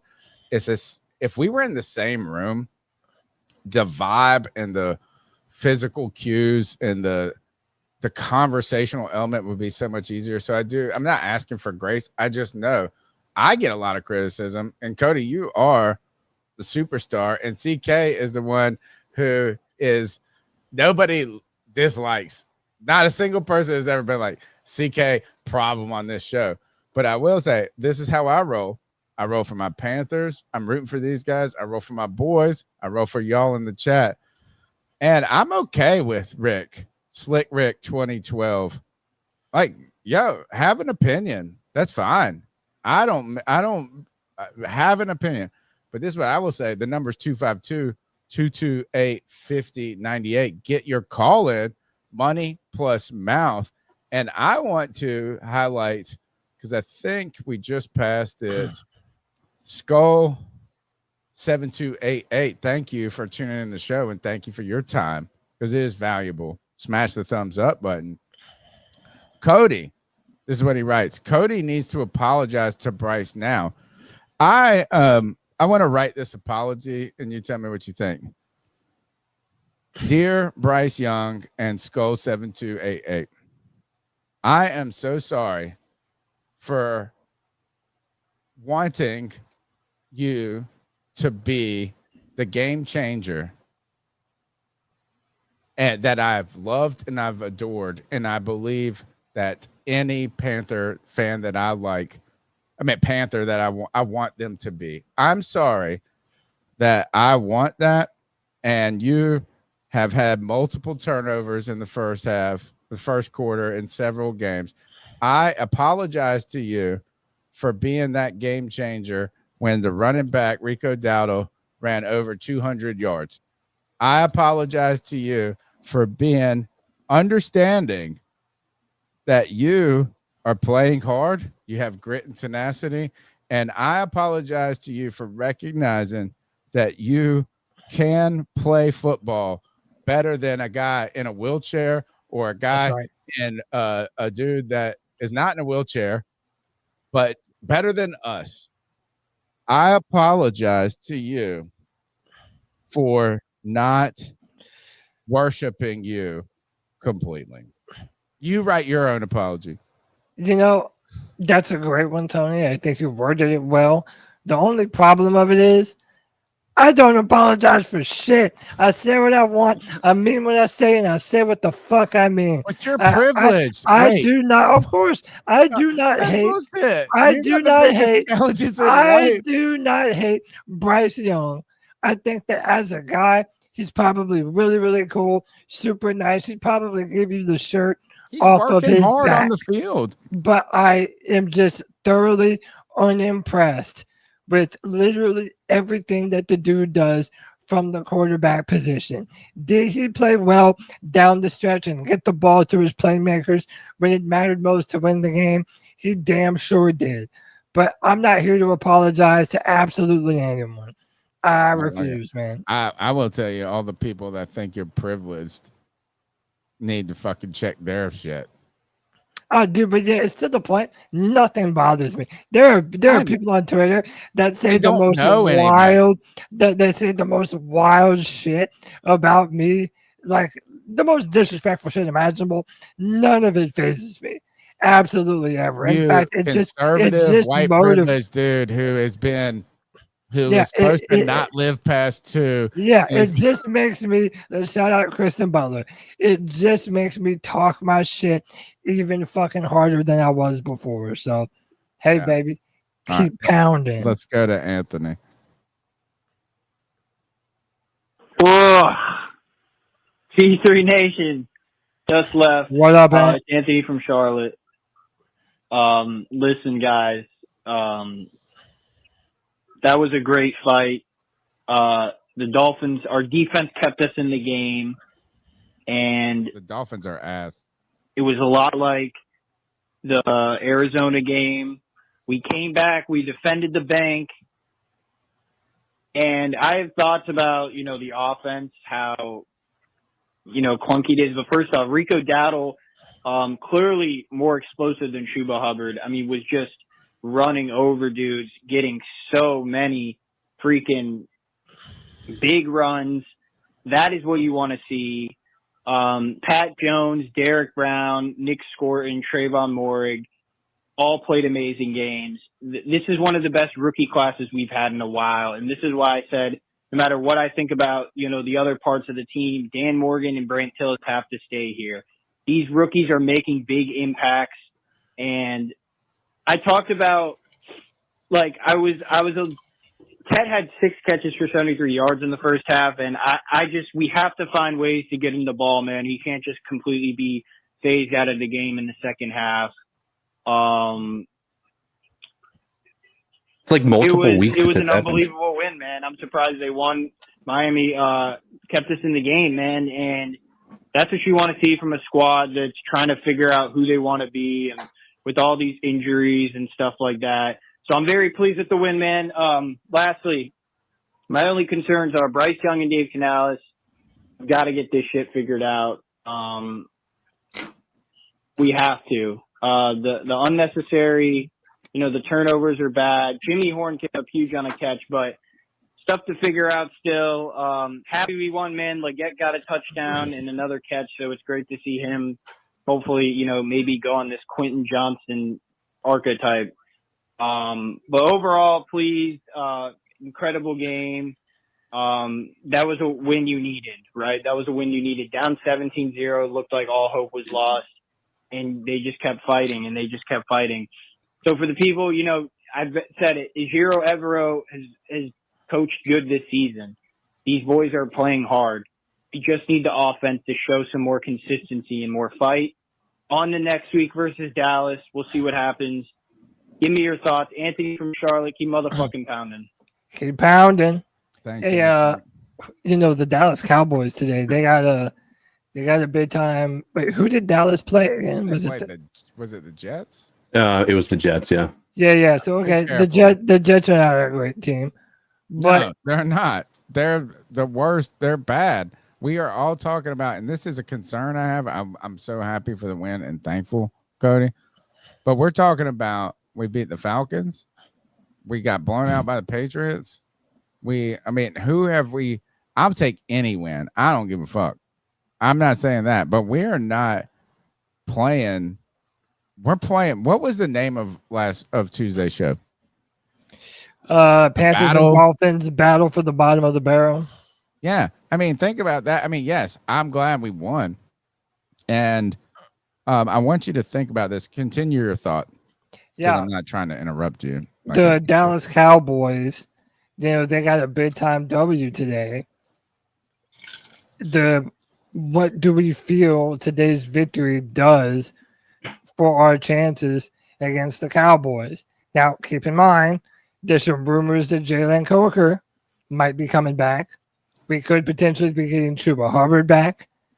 Some of the players that have been sort of injured are, sort of coming back at the right time. Does this change how you feel about this football team? Because specifically you, Tony, early in the season, you said that the defense was not the worst part of this team. It's not. But, right. And then, we go to Foxborough and lay an utter stinker. But then you have everybody did. Special teams was a big and we were problem, missing and our two. And we were missing our two starting edges in DJ Wyman and Patrick Jones II, playing two rookies. DJ Johnson literally got cut after that game. So we are in more of a full force now. What does this do for how you feel about our chances against the Cowboys? CK, you go first. Dude, the problem that I have with what we saw today, and what we're going to be facing against the Cowboys, do we know if CD Lamb's coming back next week? Ooh, I don't. I know that we're like in the window of him could or couldn't. I'll Google it, but keep going. Do you think that changes it much if Lamb is able to play? I think that it definitely doesn't help. I think that two parts of this. If we can run the ball effectively, I think Dattle needs to be the guy, the bell cow. He's going to be running angry that the Cowboys didn't want to bring him back and pay him last year. And so I think it would be an opportunity. But that offense is high flying, right? That offense has been scoring points like nobody's business. And Dak Prescott is on a tear so far this year. Looking like he's the prime version of himself right now. So that worries me. Now, that being said, Lamb not in there. Pickens has been a really good player. So if we could be in a situation like we were against Miami, where their best, one of their best weapons is no longer on the field, it allows them to be a little bit, held to a different situation, possibly. But also, I don't know. They're running back Williams, I think it is Kyron, or is that right? Oh, maybe we get a Miles Sanders revenge game. Yeah, Miles Sanders revenge game. It's kind of weird. We all traded like backup running backs, and so it does worry me, man. This Cowboys game next week. So I know we'll talk about that a little bit more on Tuesday, but it does have a bit of a concern for me. CeeDee Lamb was seen this week going into this game, practicing a little without the walking boot, suffering from an ankle injury. It's a simple answer for me, Cody, is I don't care who the opponent is. It's not faith. Like, I want my team to win. I believe that they can be better. I believe that they can, when they take advantage of opportunities and do this, I don't walk into any game, whether we're talking about the worst fucking teams in the league that we played in the Dolphins, ourselves are the worst teams in the league. I'm not taking anything for granted. So I don't care if it's CeeDee Lamb is out there or not. I'm walking in there going, you have to win somehow. Yeah. And it's not, I don't take it for granted. I don't think it's like, I don't have faith or disbelief. What I have is that you got to just go and fucking get it done.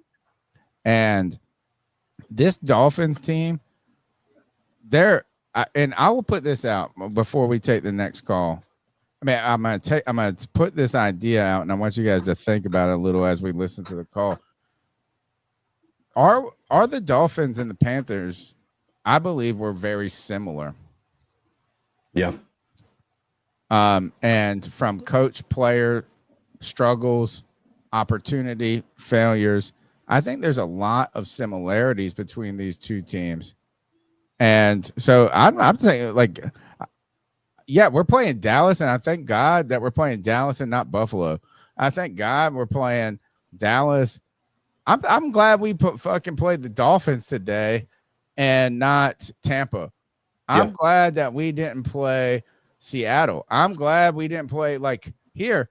I think the problem with the Panthers is that who gives a fuck about the opponent? I mean, yes, the opponent can torch you and do all these things. Our big opponent right now is the Carolina Panthers, and we have to overcome ourselves. You guys think about this. Are there similarities between the Panthers and think from quarterback limitations to defense to problems to penalties? Next call. What's up, guys? It's Brian again. Called during our last win, so figured I'd call this time. And thanks, Brian. You guys are fans of The Sopranos, or have ever seen Godfather 3? There's a scene where they say, "Just when I thought I was out, they pull me back in." And isn't that Good true Sopranos about our line. Panthers? I thought this was going to be a stinker of a game.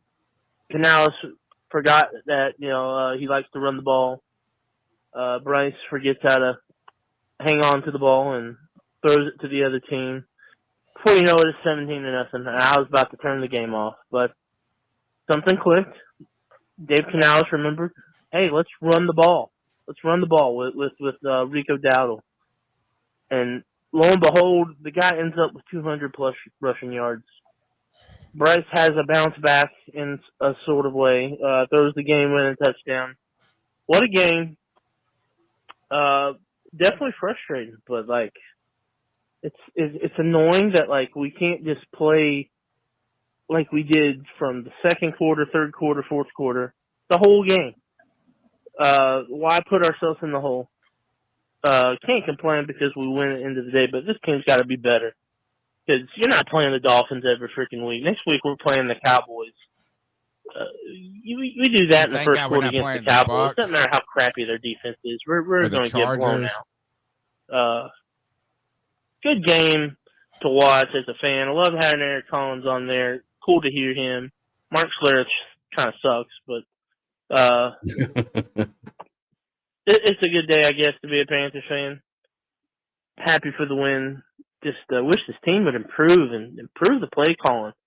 Dave's got to see that running the ball is the best way for this team to succeed and the best way for Bryce Young not to turn the ball over. Anyways, peace out. Keep pounding.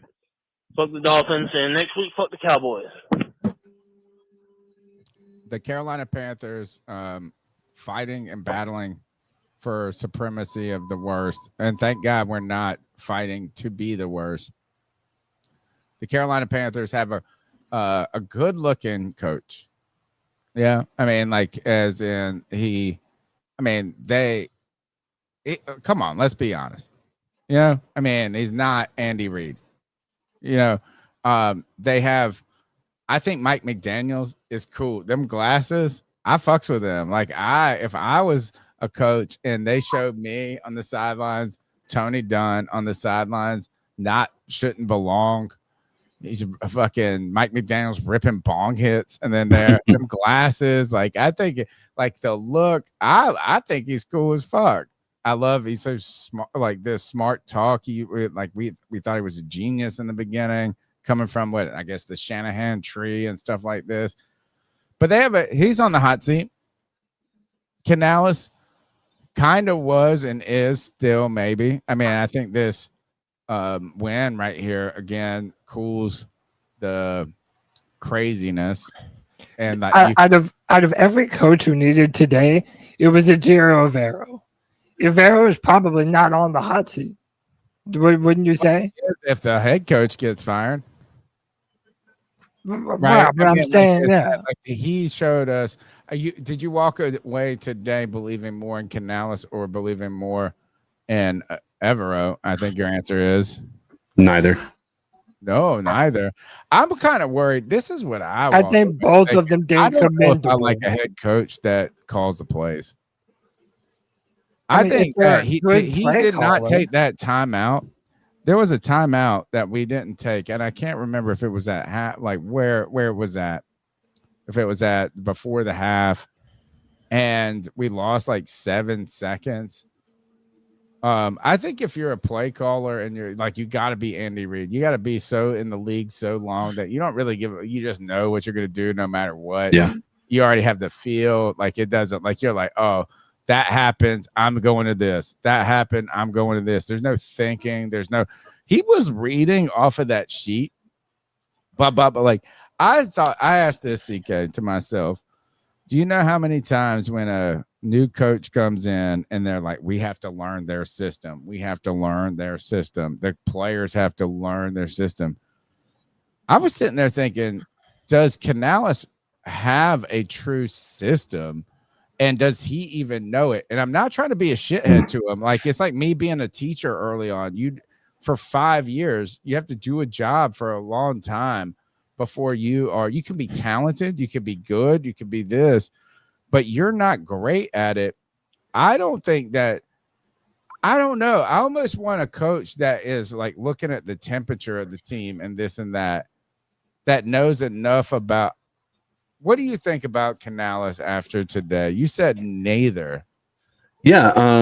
I mean, I think there were still some questionable calls. For the most part, I think it worked out. But even there at the end, the decision to throw the ball on a 3rd and 3 situation where if we got a first down, we win the game. But if we didn't, that they at get the ball end? back. That was the very end. Yeah, that was. I think there might have been some method to that madness. And I think I'm going to give a counter argument real quick, is that because I thought they're like, you're going to run it out. Mark Schlereth is like 5 seconds, 5 seconds, 5 seconds. But when you ran the ball, the play was over immediately. They knew you were running. I almost felt like you could run around a little in a pass and throw it away and get more than 5 seconds. Could there be anything to that? Sorry, interrupting again. No. I mean, I think that I understand the mindset, but you got to keep in mind, if we don't complete the pass, then it stops the clock and they save themselves a timeout, So like, we run the ball, we force them to eat that timeout, assuming we don't get the first down. We got lucky enough to have a defense that just held our receivers all day, making it, difficult for there to be any catches that were impressive down the field. They didn't even call that final timeout, by the way. I know, that's what I mean. It's just that because they knew it was over. It was done. There was no point. Yeah, there was no point. But I mean, it was just, it's one of those things where I think that there's still concerns to be had. You listen, we're a season and 5 games into his tenure as a Panthers head coach.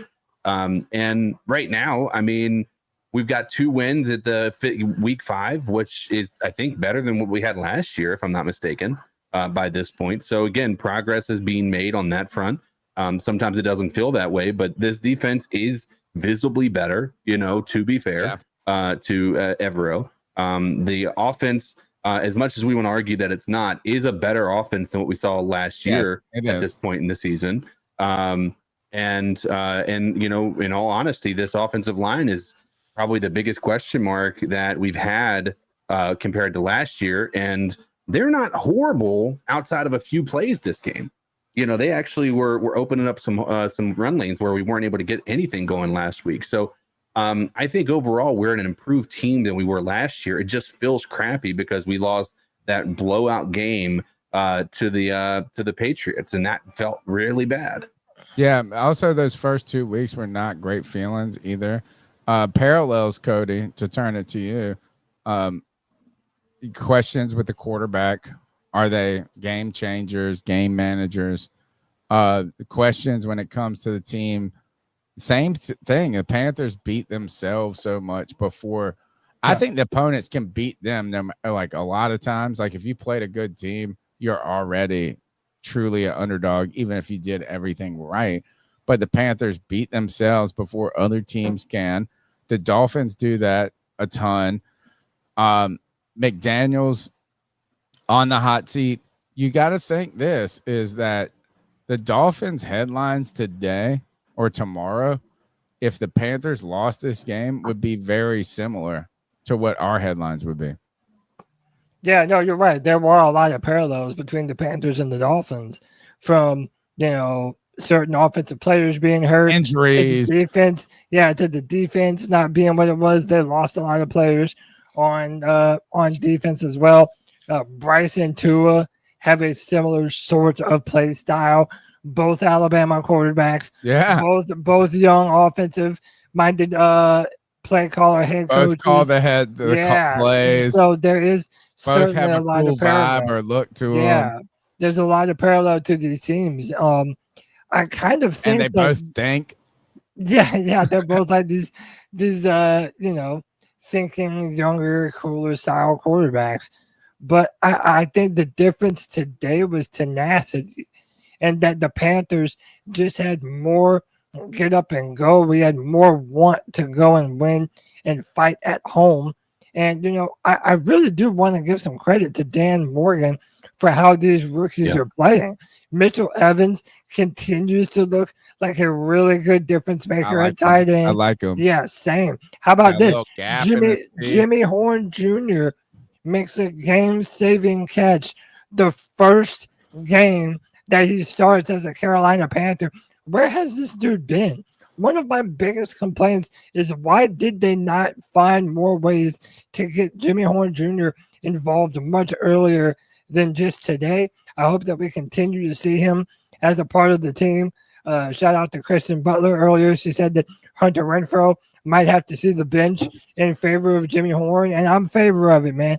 Let the young guys get their play. This has been a really good rookie draft class, and I'm really excited about what I'm seeing from a lot of these dudes. Let me also not forget Nick Scorton, who I think continues to look really, really good as an edge rusher, and he continues to impress. He even looked good against the run. Lord knows we need that. Shout out to the Rooks, man. They're really stepping up in a big time way, and that's what we needed, Tony. I told you before, we need this young difference makers to be able to step up and live up to their potential earlier than having to always wait until year 2 or 3 to knowing what you have in a player. I think it's easy to just say we need, and I'm not disagreeing with you, so don't take this the wrong. I'm not disagreeing, but like I think when it comes to Jimmy Horn Jr., I don't think that like it's like, oh, he just fixes this insane problem to the Panthers. I just am glad every player needs to play better. They need to make a play, do something. And when I was, and super credit to Jimmy Horn Jr. and the people that think that he was the ultimate solution. I don't think just putting him in, we're like all of a sudden 3-1. Right. But his number got called. He made the play. He met in the moment. He has a limited moment, right? You got Mitchell Evans made a play. Every single player from a veteran to a rookie, that's what we've been. I won't say that's the difference. It's just making the play, whether it's, oh, it should have been a flag. Oh, the ball was led too far. Bryce was under pressure. Like, look, the world that we live in is not going to be perfect. And they made plays today in the end that you just make a play. Like, it's not going to be one person that changes this. I don't think we're one person away. I don't think we're one quarterback, one defensive end, we're one this. And Jimmy Horn Jr., I hope, look, I can celebrate him and want him to see snaps and also just be not shitting on Hunter Renfrow. I'm not shitting, like, it's thank you, not thank you for your service in the sarcastic way, but like everybody that's on that field needs to make a play. Let's go to the next goal. So guys, this is Chase Anderson. How about them Panthers coming up from 17-0 to win? Bryce Young after 2 turnovers turned it around. He wasn't spectacular, but did enough. How about Rico Dattle? Gamecock. How about Leggett with a couple big time plays when I was needed? Gamecock. That one Clemson player on the team. What did he do today? Nothing. Gamecock stepped up for the team today. The defense, man, the defensive line stepped up today. Man, but the passing defense, man, something's going on there, man. That was getting picked apart, and for some reason Miami went away from what was working for them earlier. And that, to me, that's what did them in, and not able to run the ball. But yep, how about them Gamecocks, Cody? Gamecocks, Cody. That Clemson player didn't do nothing, Cody. How about them Gamecocks, Hit him with a Cody? cock-a-doodle boo. Actually, I'm like, Still has the most touchdowns of any wide receiver on this team. So whatever, dog. Let's hit this super chat up. Vegas Panthers Drew, thank you so much for your support. It's not copays tonight. It's a celebration. We're buying drinks for each other. You can tell. Vegas Panthers Drew with the $5 contribution. Thank you so much. Your time, your energy, even more worth than that $5. But thank you so much for it. You can tell Canales is from Pete Carroll. He runs the ball up and down the field and throwed pass inside to 10 to make the QB look good. RBs did the work. I don't want to detract from Bryce because we're going to get in the loop of, you don't like Bryce, you don't like this. Is football. I was at a high school football game, and I was with my little nephew. I brought my little nephew, who is Archer, is probably 2nd grade. He loves, like, he's a boy's boy. This guy, like you want to come to the football game? He's like, hell yeah. He's like, I hope we see touchdowns. I hope we, like, he is fun. He is fun. He's so good to take to a game.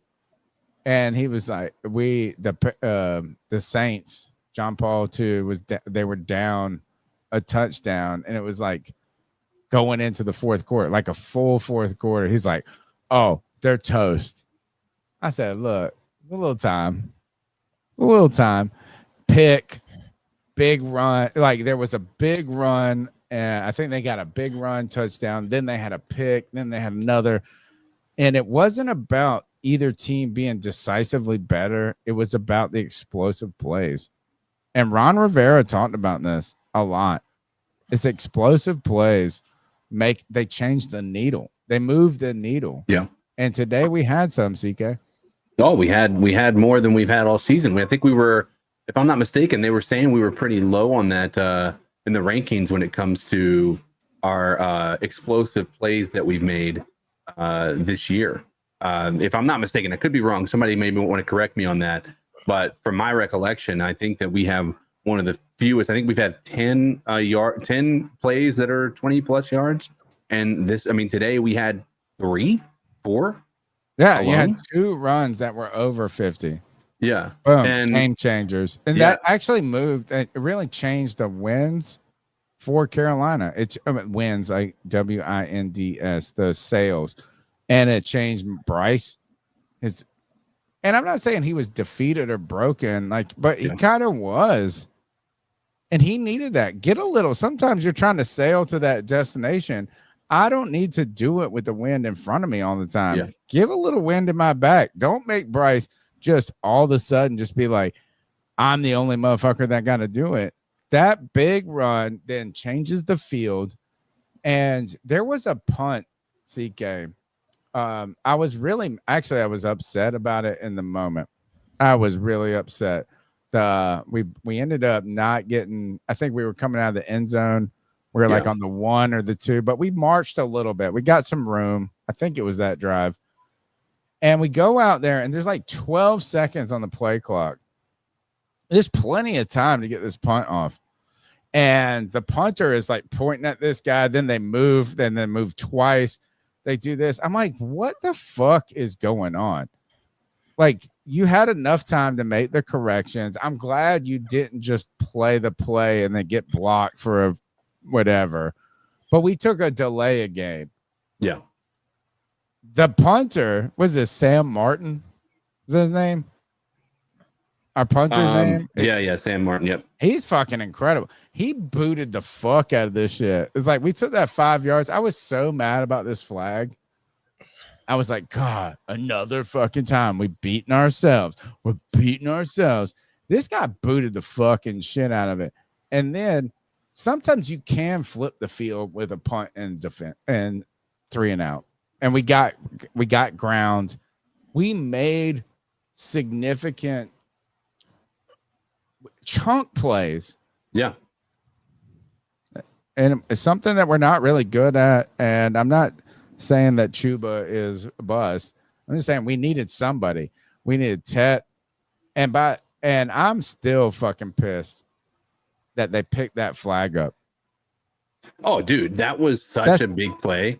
Like that dude, like I was listening to the broadcast initially on that. Schlereth. And like they were like, I mean, this is one of the times I was sitting there thinking, I'm like, we're gonna come into this post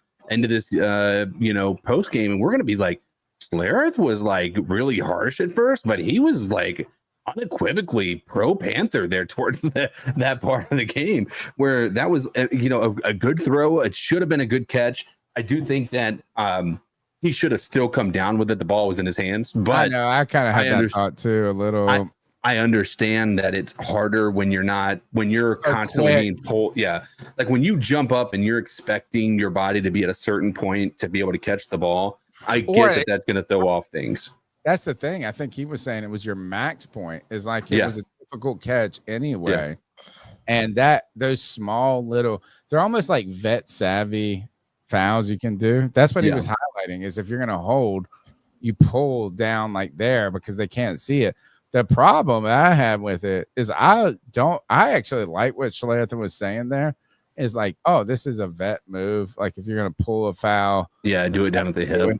Get away with it, maybe. They threw the flag. I don't know why that's the wild thing. Why did they pick it up? What it boils down to is if one judge comes in and he says like I saw this, and another judge comes in and says like I know what you saw, but I did not see that, and I'm telling you it didn't happen. They're going to err on the side of caution, which is not giving a team 70 yards or 50 yards or 40 yards, whatever it was, with that pass. But just in penalty yards at that point, right? Tetero should have come down with the ball. Should he have been held? No. Should they have picked that flag up? Absolutely not.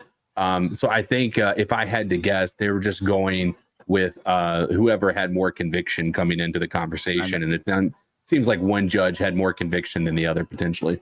That's why you're the most reasonable person on this. I think picking up a flag has to have so much conviction. And like the flag was out. Unless they were like, oh, it might have been a hole. I don't even know. I want them to explain why they picked that flag up. And that was a vet savvy move. I like it. Like, I like that you do that. I think picking up a flag, I like when you're in the wrong. I will go back to this and think about this, guys, for Tuesday night show. Do you want a head coach that is the play caller? It's okay. I'm going to get like Dave Canales was upset at that moment, but he was like, I don't got time to fight. I got to worry about the next play. Like, I want the offensive coordinator worrying about the next play and me fucking being like, look at the screen. The old Ron Rivera, Ron Rivera always said this in his press conferences. We're sending this to league for reevaluation. Yeah. Not that it's going to change anything, but I used to love that. He's like, we're sending it up the chain of command. You know what I hate more than anything about the way Dave Canales handles this? Like, it's that, like, it's, all right, they picked it up. All right, I guess we're going to go with it. Like, he has no fire, like what, he didn't have Cody time, talks about. CK.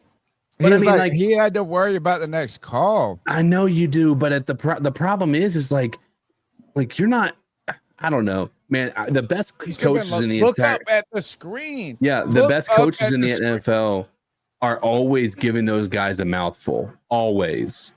And I understand, Dave Canales is trying to give him grace, but you can't be the nice guy and expect that these guys are just going to be nice back to you because you're being nice.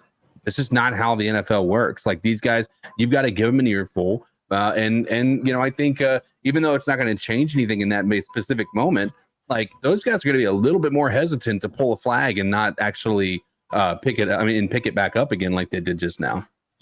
I think that's actually when you fight on it, CK, is you're not fighting to win that call, right? Like, they're not going to change that. But later in the game, they remember, hey, I kind of fucked up a little. Like, maybe I shouldn't be ticky-tack here. So, real quick, I'm going to go ahead and call it. I'm feeling right now that Mike McDaniels, the Panthers might be the reason that he gets the axe. So here's a fun little stat today. Today's the first time under Mike McDaniel that Miami blew a 3-score lead. His Dolphins were 10-0 entering the week when leading a game by at least 17 points. It's also the third time the Dolphins have lost a game in which they were at least +2 in the turnover differential. His teams were 7-2 in such games entering week 5. This is uncharted territory for Mike McDaniels, and I think the Carolina Reapers strike again. Yeah, he was odds on. I think remember we put the top 5 coaches up of odds on getting fired after week 2, like who's getting the axe. He was at the top of the list. We are, if you lose to us, somebody getting fired. And I do have to say this is who's put this up. Somebody just put in the chat. This is, to me, makes me fucking laugh.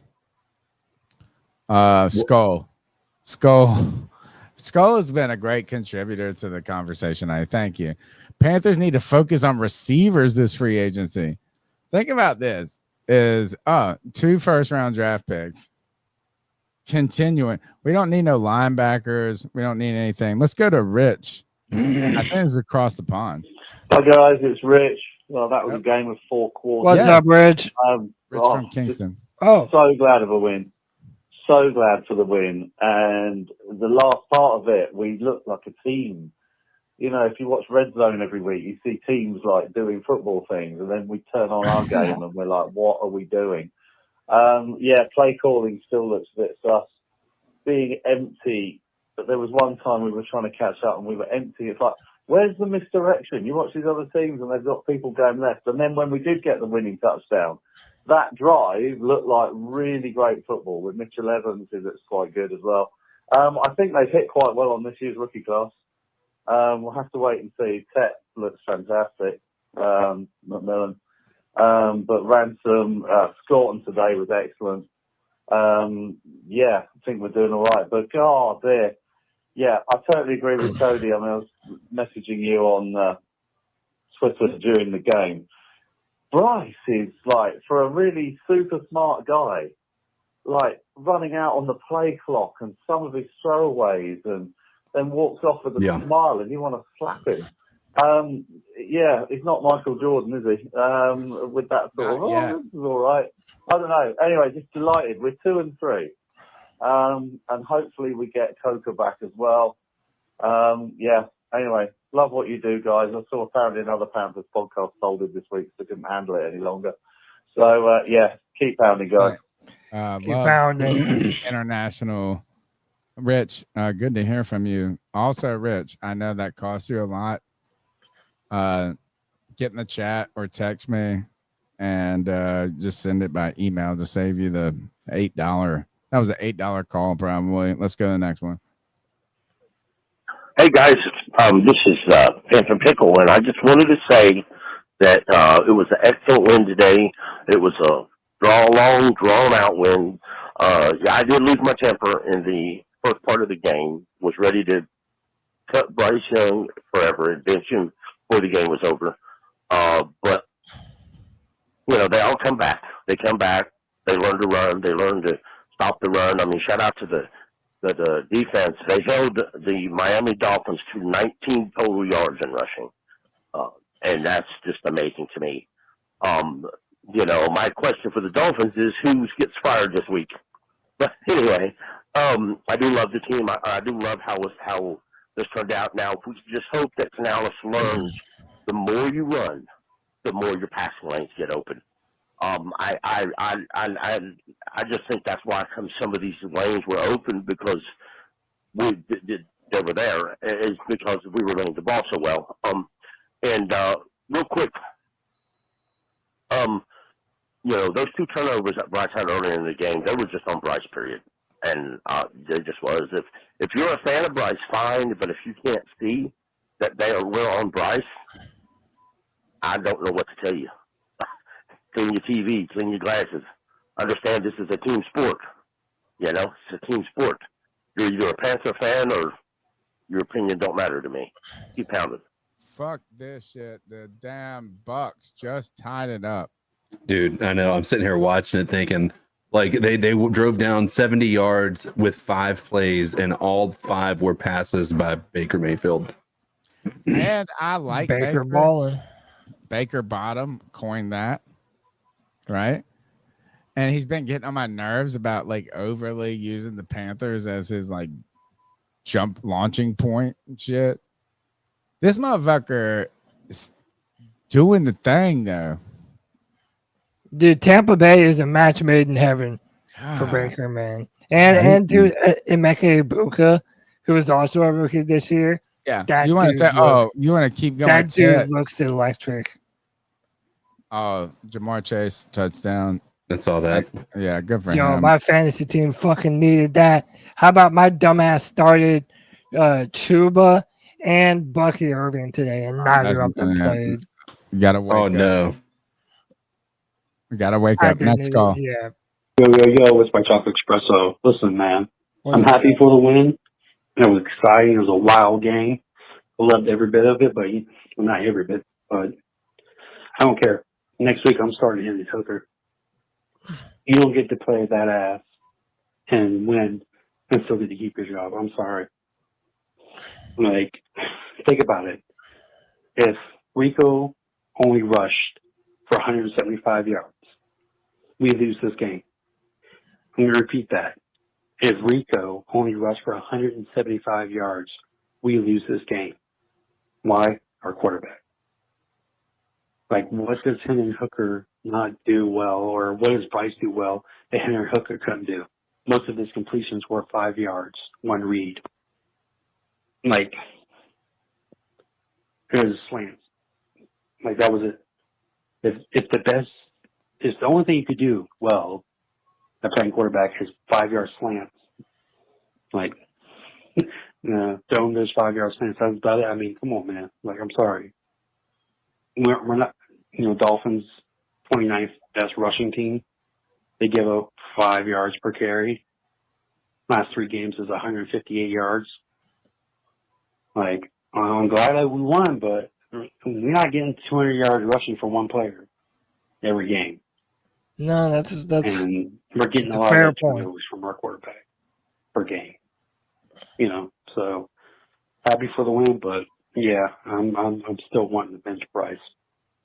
Put in someone else, because from what I'm seeing this season from Bryce, Hendon Hooker can do that, and probably with less turnovers.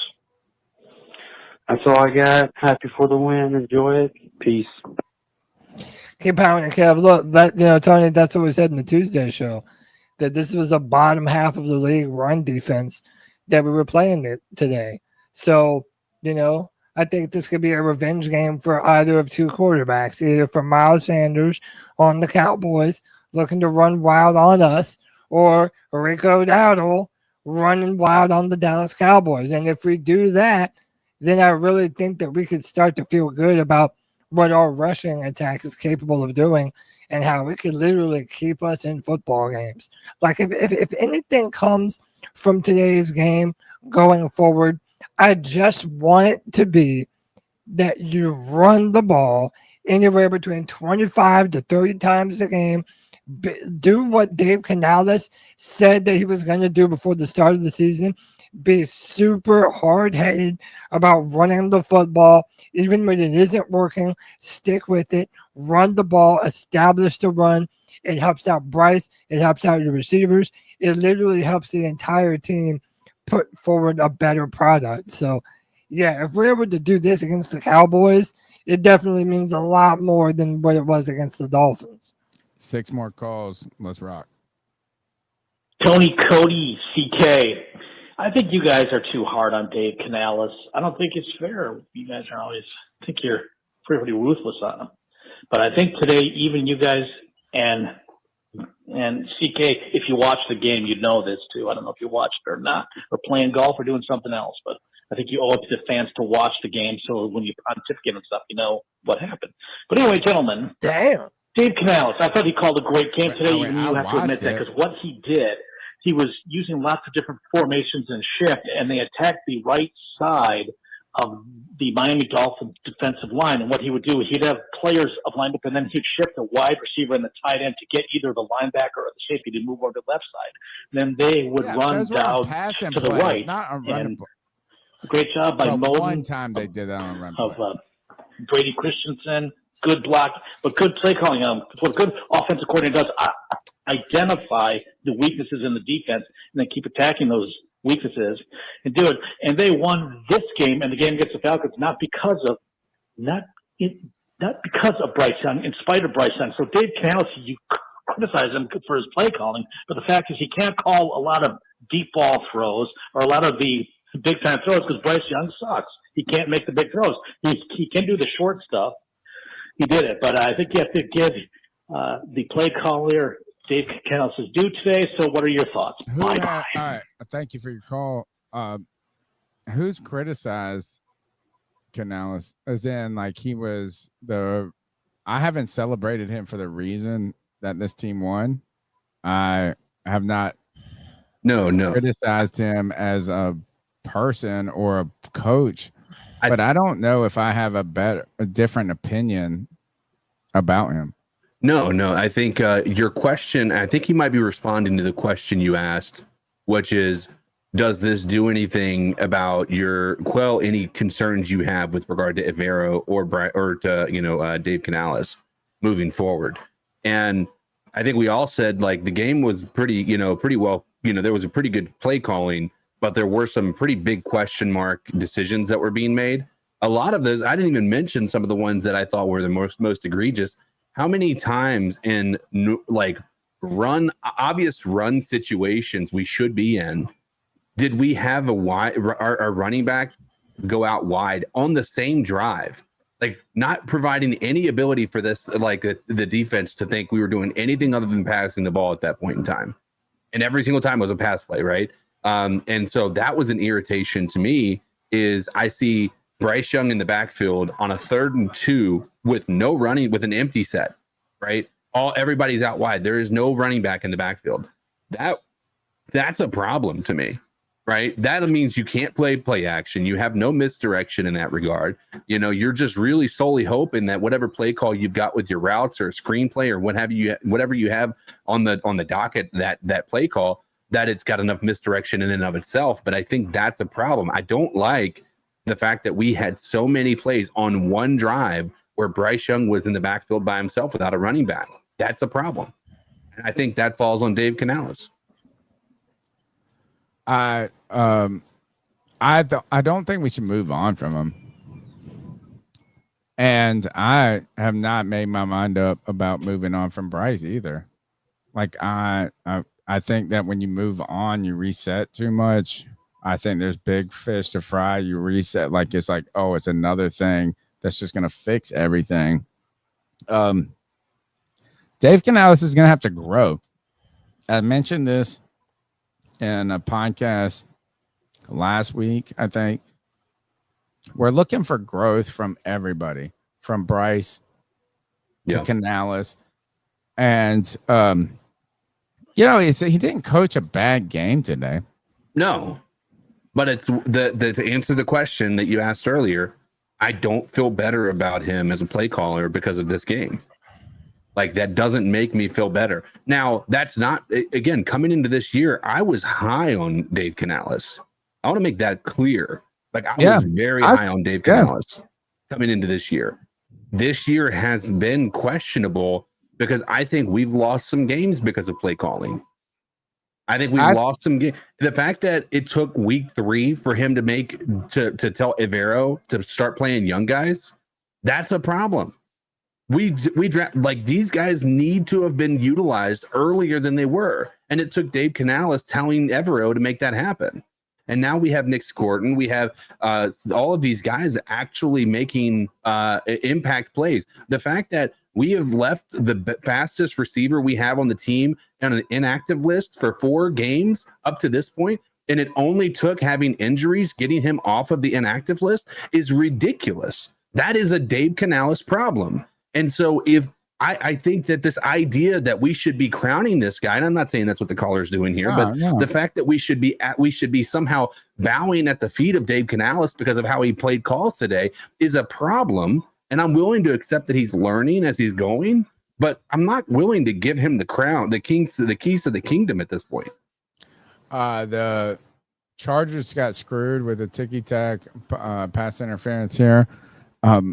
I like the idea of offensive, defensive coach. Like you pick, like you know the type of coach you want. I'm okay. I believe this is that I want an offensive coach, or I can see the value with it, but I don't know if they necessarily need to be the play caller. They can help in the design. They can be smart enough to override or influence and set the strategy. They manage the offensive coordinators like, hey, this is what I feel about this. You go and get it done. I do worry a little bit like what Cody said, or I think it was Cody. Maybe it was CK. It was like the being able to argue. You know, like he didn't even have the time to argue with the ref. And I understood it. I actually think it was the right thing to do. It's like, all right, that's the call. He did. He goes, that's bullshit. But then he moved on. I don't know. I think sometimes as a head coach, and maybe I'm just with the wins here, with wins, WINDS, sales in the back, is maybe I've said this in the past, like I want somebody to be like that. That you just get to look at the temperature of the team. You can look at the overall, you get the feel, and then you leave the technicalities to other people. And I'm concerned with these young coaches who haven't been in these places. He was only an offensive coordinator for a year. It's like, oh, I got to get my calls in. I got to do. And look, there have been problems, CK, and we can't put them on Bryce entirely. He said that the calls aren't going in. They took 2 seconds off the clock in practice to speed everybody up. And I think he can be better. I don't think the solution is moving on. No, absolutely not. And I just wonder if I was going to come into the league as an offensive minded guru, I think I would, and I'm really not good at this personally, is outsource managing. Yeah. And to look at, so then you're like, he called that timeout. There was 6 or 7 seconds that ran off the clock. Yeah. It didn't change the game. It didn't change the game, but could he have been more aware of that time? Yeah. If he wasn't thinking about the call when it was going to come in. Let's go to the next call. The number's 252-228-5098. Last chance to get them in. A few more to go. Yo, what's going on, my C3 family? Time for North Carolina. Shout out to the great Tony Dunn, the homie Cody Lack, CK Coaches, the big 3, my brothers from another mother, Cole, doggone, these Hill Skills, and Pastor Pickle. Hey, it's always a sweet day when we get a win in Carolina. Now, I'm going to tell you, most accordingly, in most recent times when you hear a Rico, you try to stay away from a Rico. Like at the movie State Property, you couldn't trust Rico. Well, not State Property, Paid in Full, you couldn't trust Enrico. And then you got the Diddy's, the YSL. There's always a bad thing around the word Rico, but not this time. Rico Dattle really picked the fine time to burst out for the Carolina Panthers. Shout out to this defense who held the fort down for the most part in that second half and gave us an opportunity to rally back. See, that's what an effort does for you. And hold on, just for everybody, Xavier MFN Leggett. That's all I got to say, people. Half of you want them traded, half of them want you cut, but when you needed the most, where was that? Dollar bill. Xavier MFN Leggett. Just wanted to say that real quick. But yo, shout out to the Panthers. Another step forward in the right direction. If you ain't with us now, you ain't welcome to the parade. Bucks won. Oh my goodness. Bucks won. Let's go to uploading. Let's go to the next call. Hey guys, great win, great comeback. As much as the offense did their job and stuck to the run game, shout out to the defense. Really tightened down, especially in the second half. I don't think they allowed a catch to Waller, who was running all over us in the first half. So I don't know where you guys are out on or what your stock is on EJ Avero right now. I'm with most people that I wanted him fired after last year, so I think at least he's showing 2.5 games. This defense has really played great, and they've really shut down that Dolphins run game too, who are pretty dangerous with a chance. Shout out to him. We'll see where it goes going forward. I just want to see some consistency. Show up next week and show some heart against Dallas at home. Thank you for your call. Let's go to Taylor from Indiana. Indy. Hey, C3. It's Taylor from Indy, and I want to start this call off by thanking you guys for doing what you do. Living where I do, there's not a lot of Panthers fans, so to be able to hear you guys chop it up after the games just brings me so much peace of mind, even after the terrible weeks that we've endured a lot of. Wow, what a roller coaster of a game today was. Started off similar to a couple others this year with the terrible fumble and interception, but nice seeing their fight. Loved what I saw from the rookies, especially on that final drive. Jimmy Horn with the huge 4th down catch, Mitchell Evans touchdown. Nick Scorton was putting pressure on him every day. It seemed like the play calling was a bit better today than in the past few weeks. I saw a lot of diversity throughout the game with that. Rico balled out. Very excited for Coker to get back in action here in the next week or two. So feeling good about the young guys on the team right now, except for Bryce. He's the guy that I go back and forth on so much because you see some stuff that's good, a lot of stuff that's bad. Honestly, I'm an optimist, so I've been optimistic that he could have a Drew Brees-like career, even without much evidence indicating that could be a possibility. So my question to you guys is, I want to see Bryce start the rest of the year, just to see what he's got with the healthy team, a full year play calling, Tet, got the weapons. Hopefully the O-line can get fully healthy. But what would you need to see out of him the rest of this season for you to change your minds and feel like, oh yeah, that's our guy? As of right now, I'm leaning towards probably not. That being said, still want to see him play. But for me, I would really need to see multiple games in a row with 4 quarters of good quarterbacking. Like today, we got 3. First quarter was abysmal, train wreck. You literally can't start a game off worse than that. But 4th quarter was pretty good. He seemed to take charge. Whenever they play with a little more urgency, it ends up better. So that's my question. Thanks again, guys. Love the show. Love everything you do. And keep pounding. Keep pounding. For me, I want to see a game that's just clean from top to bottom. Yeah. No wild misses. No having to look through the context of what really happened. Wasn't on the defense. Wasn't on Bryce. I want a game. On a 200 Yeah, yard rushing game. right. I want a game that was similar to what Bryce did last year against Atlanta. He threw for 5 touchdowns, 500 yards, something like that, I believe. We need that No, it wasn't kind of 500. well, whatever, dude. We need something like that to really make us feel like he can do this at a high level, and preferably, I want it to be against a good team.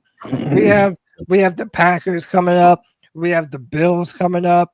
San Fran coming up. The Rams. Like, put out a dominant performance against one of these better teams, and then I think you can really sort of change the public sentiment around Bryce Young. But as of right now, I want to win 2 games in a row.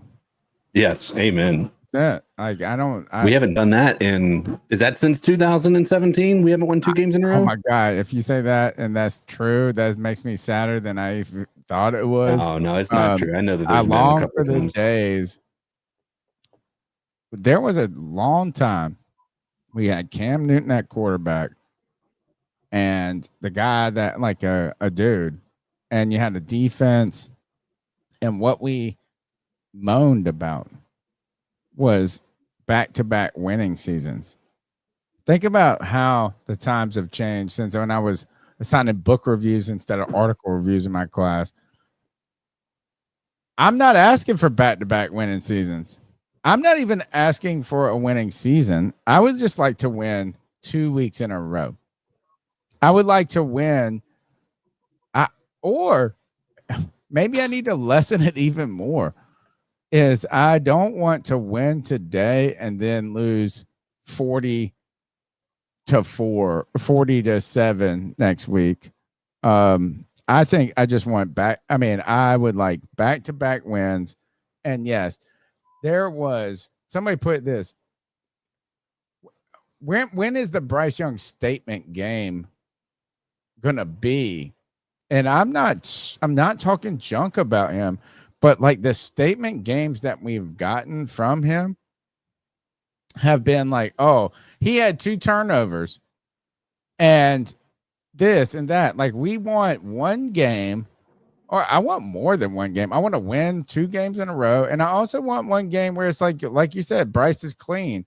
And has he ever thrown he probably has thrown and maybe a loss over 300 yards.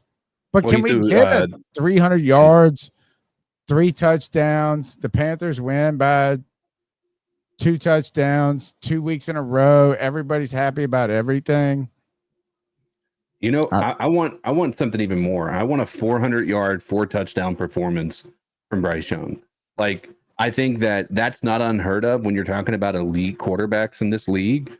Going for that. Now, is it every week that they're doing it? No, but I mean, I think it's not unreasonable to ask for some dominance in the pass game. Now, to be to his credit, to be fair, if you want to Bryce Young, is in the red zone. They don't often put it in his hands. They usually do run the ball because they do want to be a running football team. But that I don't know. I'm certainly open to the idea that he has the capability of doing that. But it's right now, it feels as though I don't even know if he trusts himself in some cases. Sometimes I feel like he probably calls out of a play or, changes a play at the line of scrimmage to take the ball out of his own hands. I don't know. Skull 7288 must be Bryce's godmother.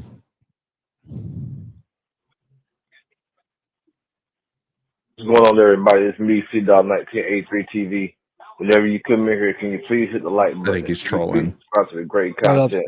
C3 podcast is the longest running Panther podcast on YouTube. They go live every Tuesday. They got the free for all every Friday. They got the Madden simulation on Saturday, and they got the game recap every Sunday. But real quick, man, the game started out as a fucking dumpster fire. At the beginning of the game, with Bryce Young and his shit. Like, I'm gonna tell you right now, even though we won this game today, I'm pretty much done with Bryce Young, man. We need to go ahead and cut our ties, and at some point just play Hendon Hooker, man. I wanna see what Hendon Hooker got before we even draft another quarterback. Man, this Panthers motherfucker, he's just come little, back man. and win, and You people know, are talking about with the that being backup said, the defense practice has squad. been fucking lights out. You know, you just got to generate a fucking offense. But shout out to motherfucking Rico Dattle. I told motherfuckers a long time ago that Rico was better than Chuba and everything. And everybody was talking about Chuba this and Chuba that. Man, Chuba ain't shit. Chuba ain't fucking goddamn Rico. Chuba ain't never had no goddamn 200-yard goddamn game. You know, All right. Rico out there goddamn just, you know, Chuba be dancing too much after he got that one good year last year. But Rico is a goddamn one cut downhill running back like we got them used to, you know what I'm saying? Ground and pound, you know what I'm saying? We can win some games, man. Run the fucking ball. Throw the ball here and there. Play action. And go deep, you know. I would like to see a deep ball to Jimmy Horn, but Jimmy Horn still did get 2 catches today, so I'm happy with that. With that being said, man, it was a great game today, man. Great team win to come back, you know. But I think we need to go ahead and cut our ties with Bryce Young, though, man. Play Hendon Hooker at some point in the season. See what we can get out of Hendon Hooker. Whenever you come in here, man, please hit the motherfucking like button. Please subscribe to the motherfucking goddamn great content. The C3 podcast is the longest running Panthers podcast on YouTube. And real quick, I heard G Baby call. Hey, real quick, G Baby, I don't want to hear shit you got to say, man. Every time we fucking lose, your ass be goddamn missing that goddamn action in the motherfucking bunker somewhere. Tell them, bro. Can't even hear from your ass. So, hey, don't nobody really want to hear what G Baby got to say today. Besides that, man, everybody have a great fucking day. And just keep fucking pounding, man. You know what I'm saying? There's no therapy today. We fucking won today. A good win today. You know what I'm saying? A good comeback win today. But everybody. Score update. The Titans just getting their first win over the Cardinals. The Commanders put down what I thought was one of the better teams in the league. And made Herbert look mediocre today. And apologies to Deebo Samuel, because we look at the dad bod, the uncle bod, and he's been a great player. Last call of the night. What's up, guys? It's Vegas Rue. I'm on the Cody train as usual. Him and I are usually in the same boat here. I tried to mention this in the super chat, but I said it backwards. I was like, I don't know why every time we win, Bryce looks average at best. And then when we lose, he's out there throwing 200 plus, 300 yards, and we get Blake boat Bortles race. threw a ton of yards. It's just, he's just not. I think if we had a above average quarterback, if we had someone good, we'd probably be in a better position right now. Defensively, we're so boom and bust. But I'm going to give a shout out to us, all of us out there that are pushing, Brady Christensen. You guys see that they put up, they said that 230 yards or whatever it was out of the rushing was all to the right side, which is Timo and Christensen. And give a little shout out to our center, too. I mean, he's been solid, too. Like the quote-unquote backups. You can't see my air quotes, but those guys have been better than the people they put in that starter. Yeah. Great Take call. a little from Pickle. I'm going to tell G Baby he needs to shut the hell up. I'm so sick of hearing about Bryce and how, nothing's his fault. Like I mentioned, I wrote that in a comment to someone early in the first half. I was like, oh yeah, if it wasn't for our defense, we'd be winning. It's defense's fault that Bryce threw a pick and fumbled. Like, I don't care if it's fumble's not his fault. It's his fault if he fumbles, no matter what. You get hit and fumble, it's your fault you fumbled. That's all I think. I'm always happy for a win. I just think he is milquetoast. He's a block quarterback that we'll probably get rid of. Or if anything else, he's basically just playing himself into a bridge quarterback situation. So that's my opinions. I don't really care what anybody else says. That's just what I hope. I hope we find someone better in the future. All right, keep pounding. keep pounding. Look, man, I feel like a lot of Panther fans are on the same vibe.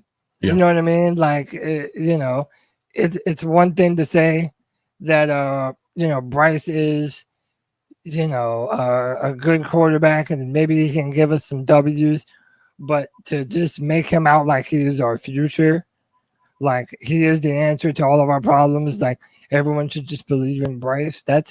We're past that, dude. There's a lot of people who are not a fan of the quarterback play on this team, and people are saying it, and it's okay. You're allowed to feel that way. I get a lot of shit on Twitter for keeping it real on my thoughts and feelings for Bryce, but I don't care, man. Like, I want to see him.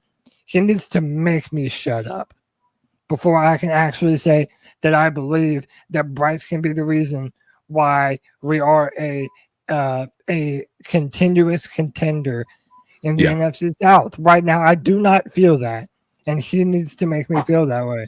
I don't think it's unfair either. To be fair, I mean, like, we're in year 3, right? Like, we need to make a decision by the end of this year if he's going to be the quarterback moving forward, right? And if we don't pick him up on his 5th-year option, we're talking 5th-year option. 5th-year option, exactly. And so if you're picking up the 5th-year option, you're talking about committing to this guy for 2 more years guaranteed, right?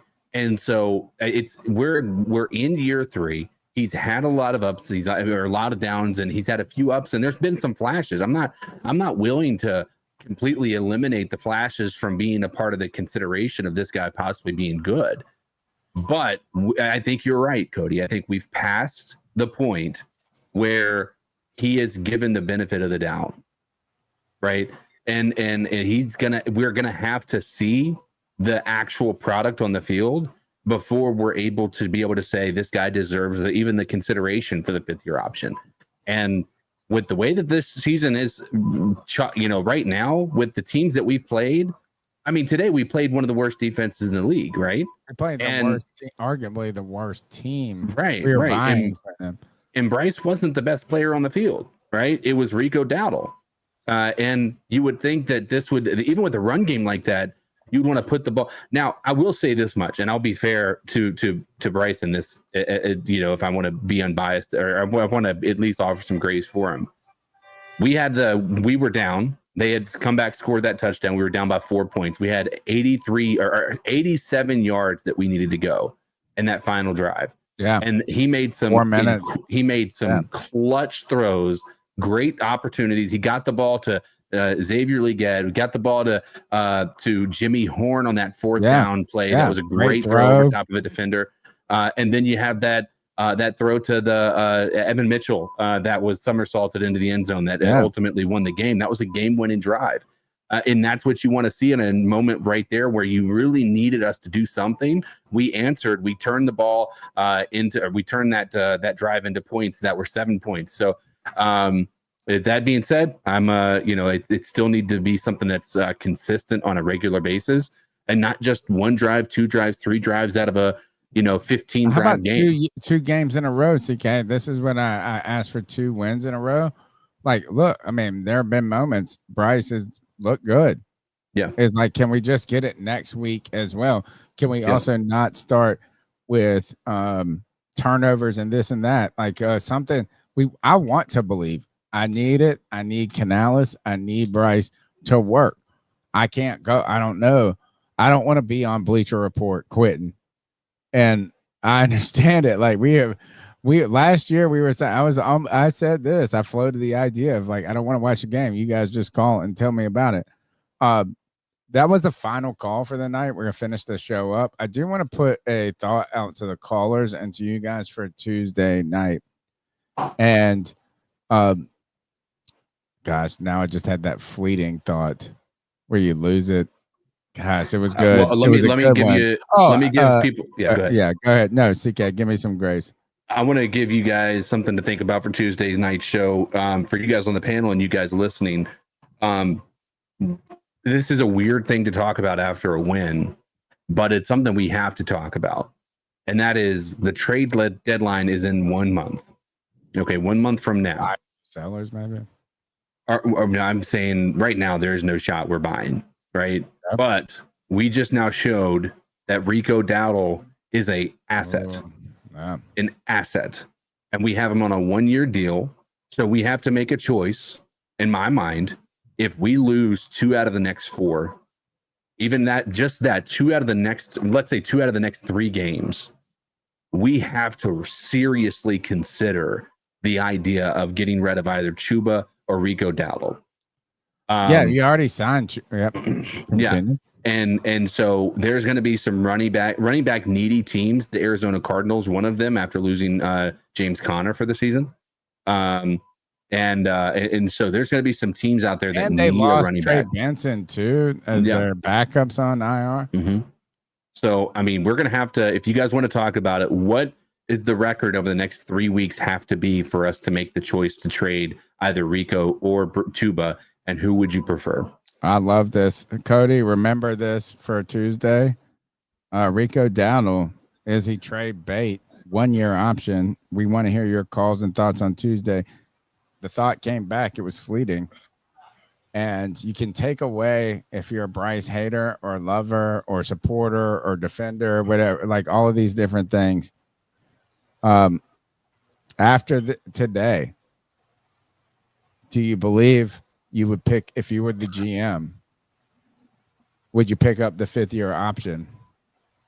And if the answer is, I don't know, what will it take this year to have you know?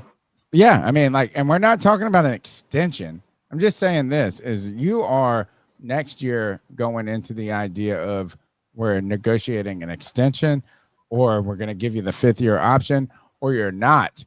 And then you say, hey, let it fly. You guys tell us. We'll be here Tuesday night at 9 p.m. Longest running Panthers podcast, the C3 Panthers podcast, brought to you by CarolinaCatChronicles.com. Is Rico Dattle trade bait?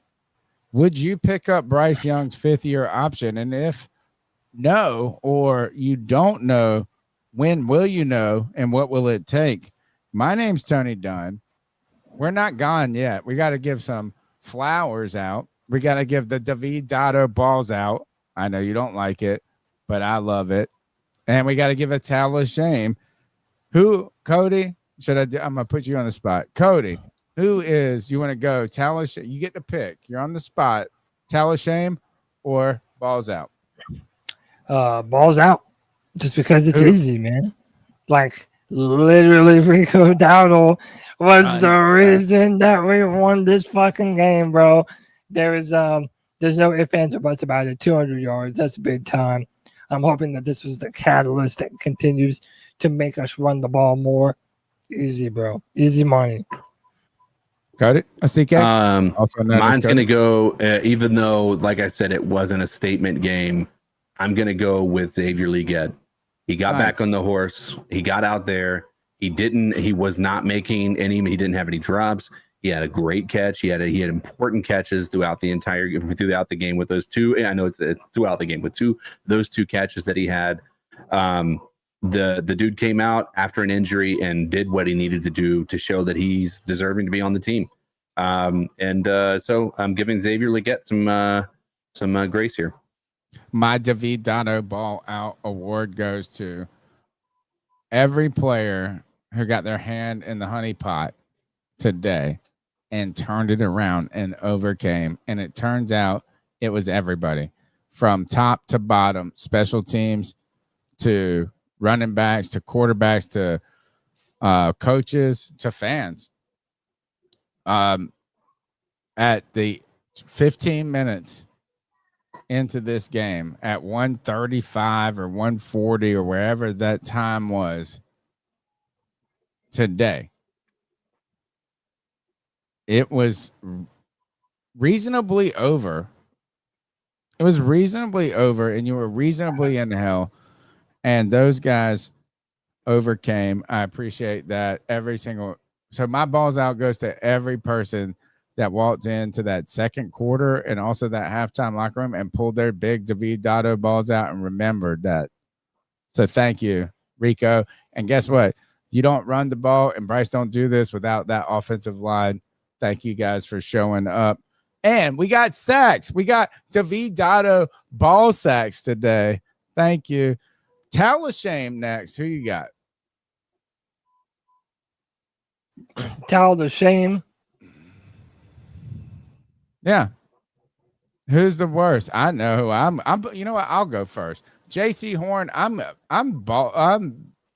talent shaming you for looking at Waller. Like, you're in the best position. You're the best player. You're the best paid. You're a dog. And he was just like, oh, I don't know where I'm at. I'm looking at, I want to date you. I don't want to defend you. That play right there looks stupid. That's my talent shame.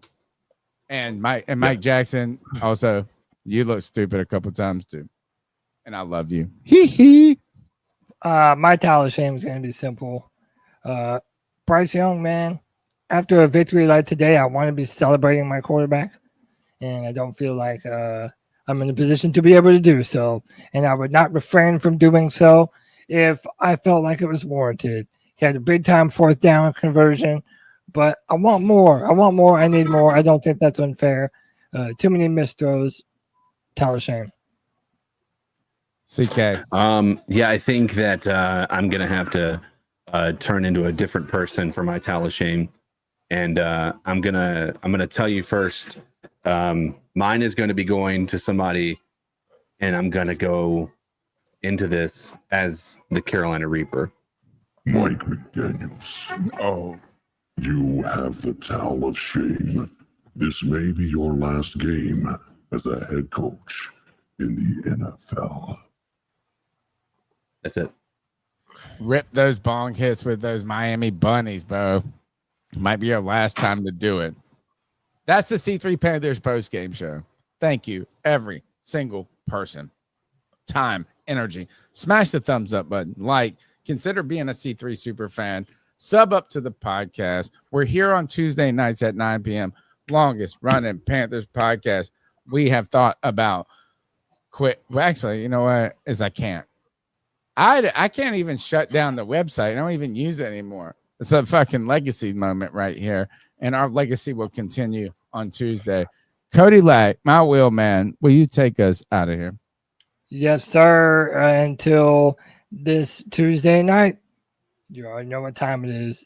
Keep pounding.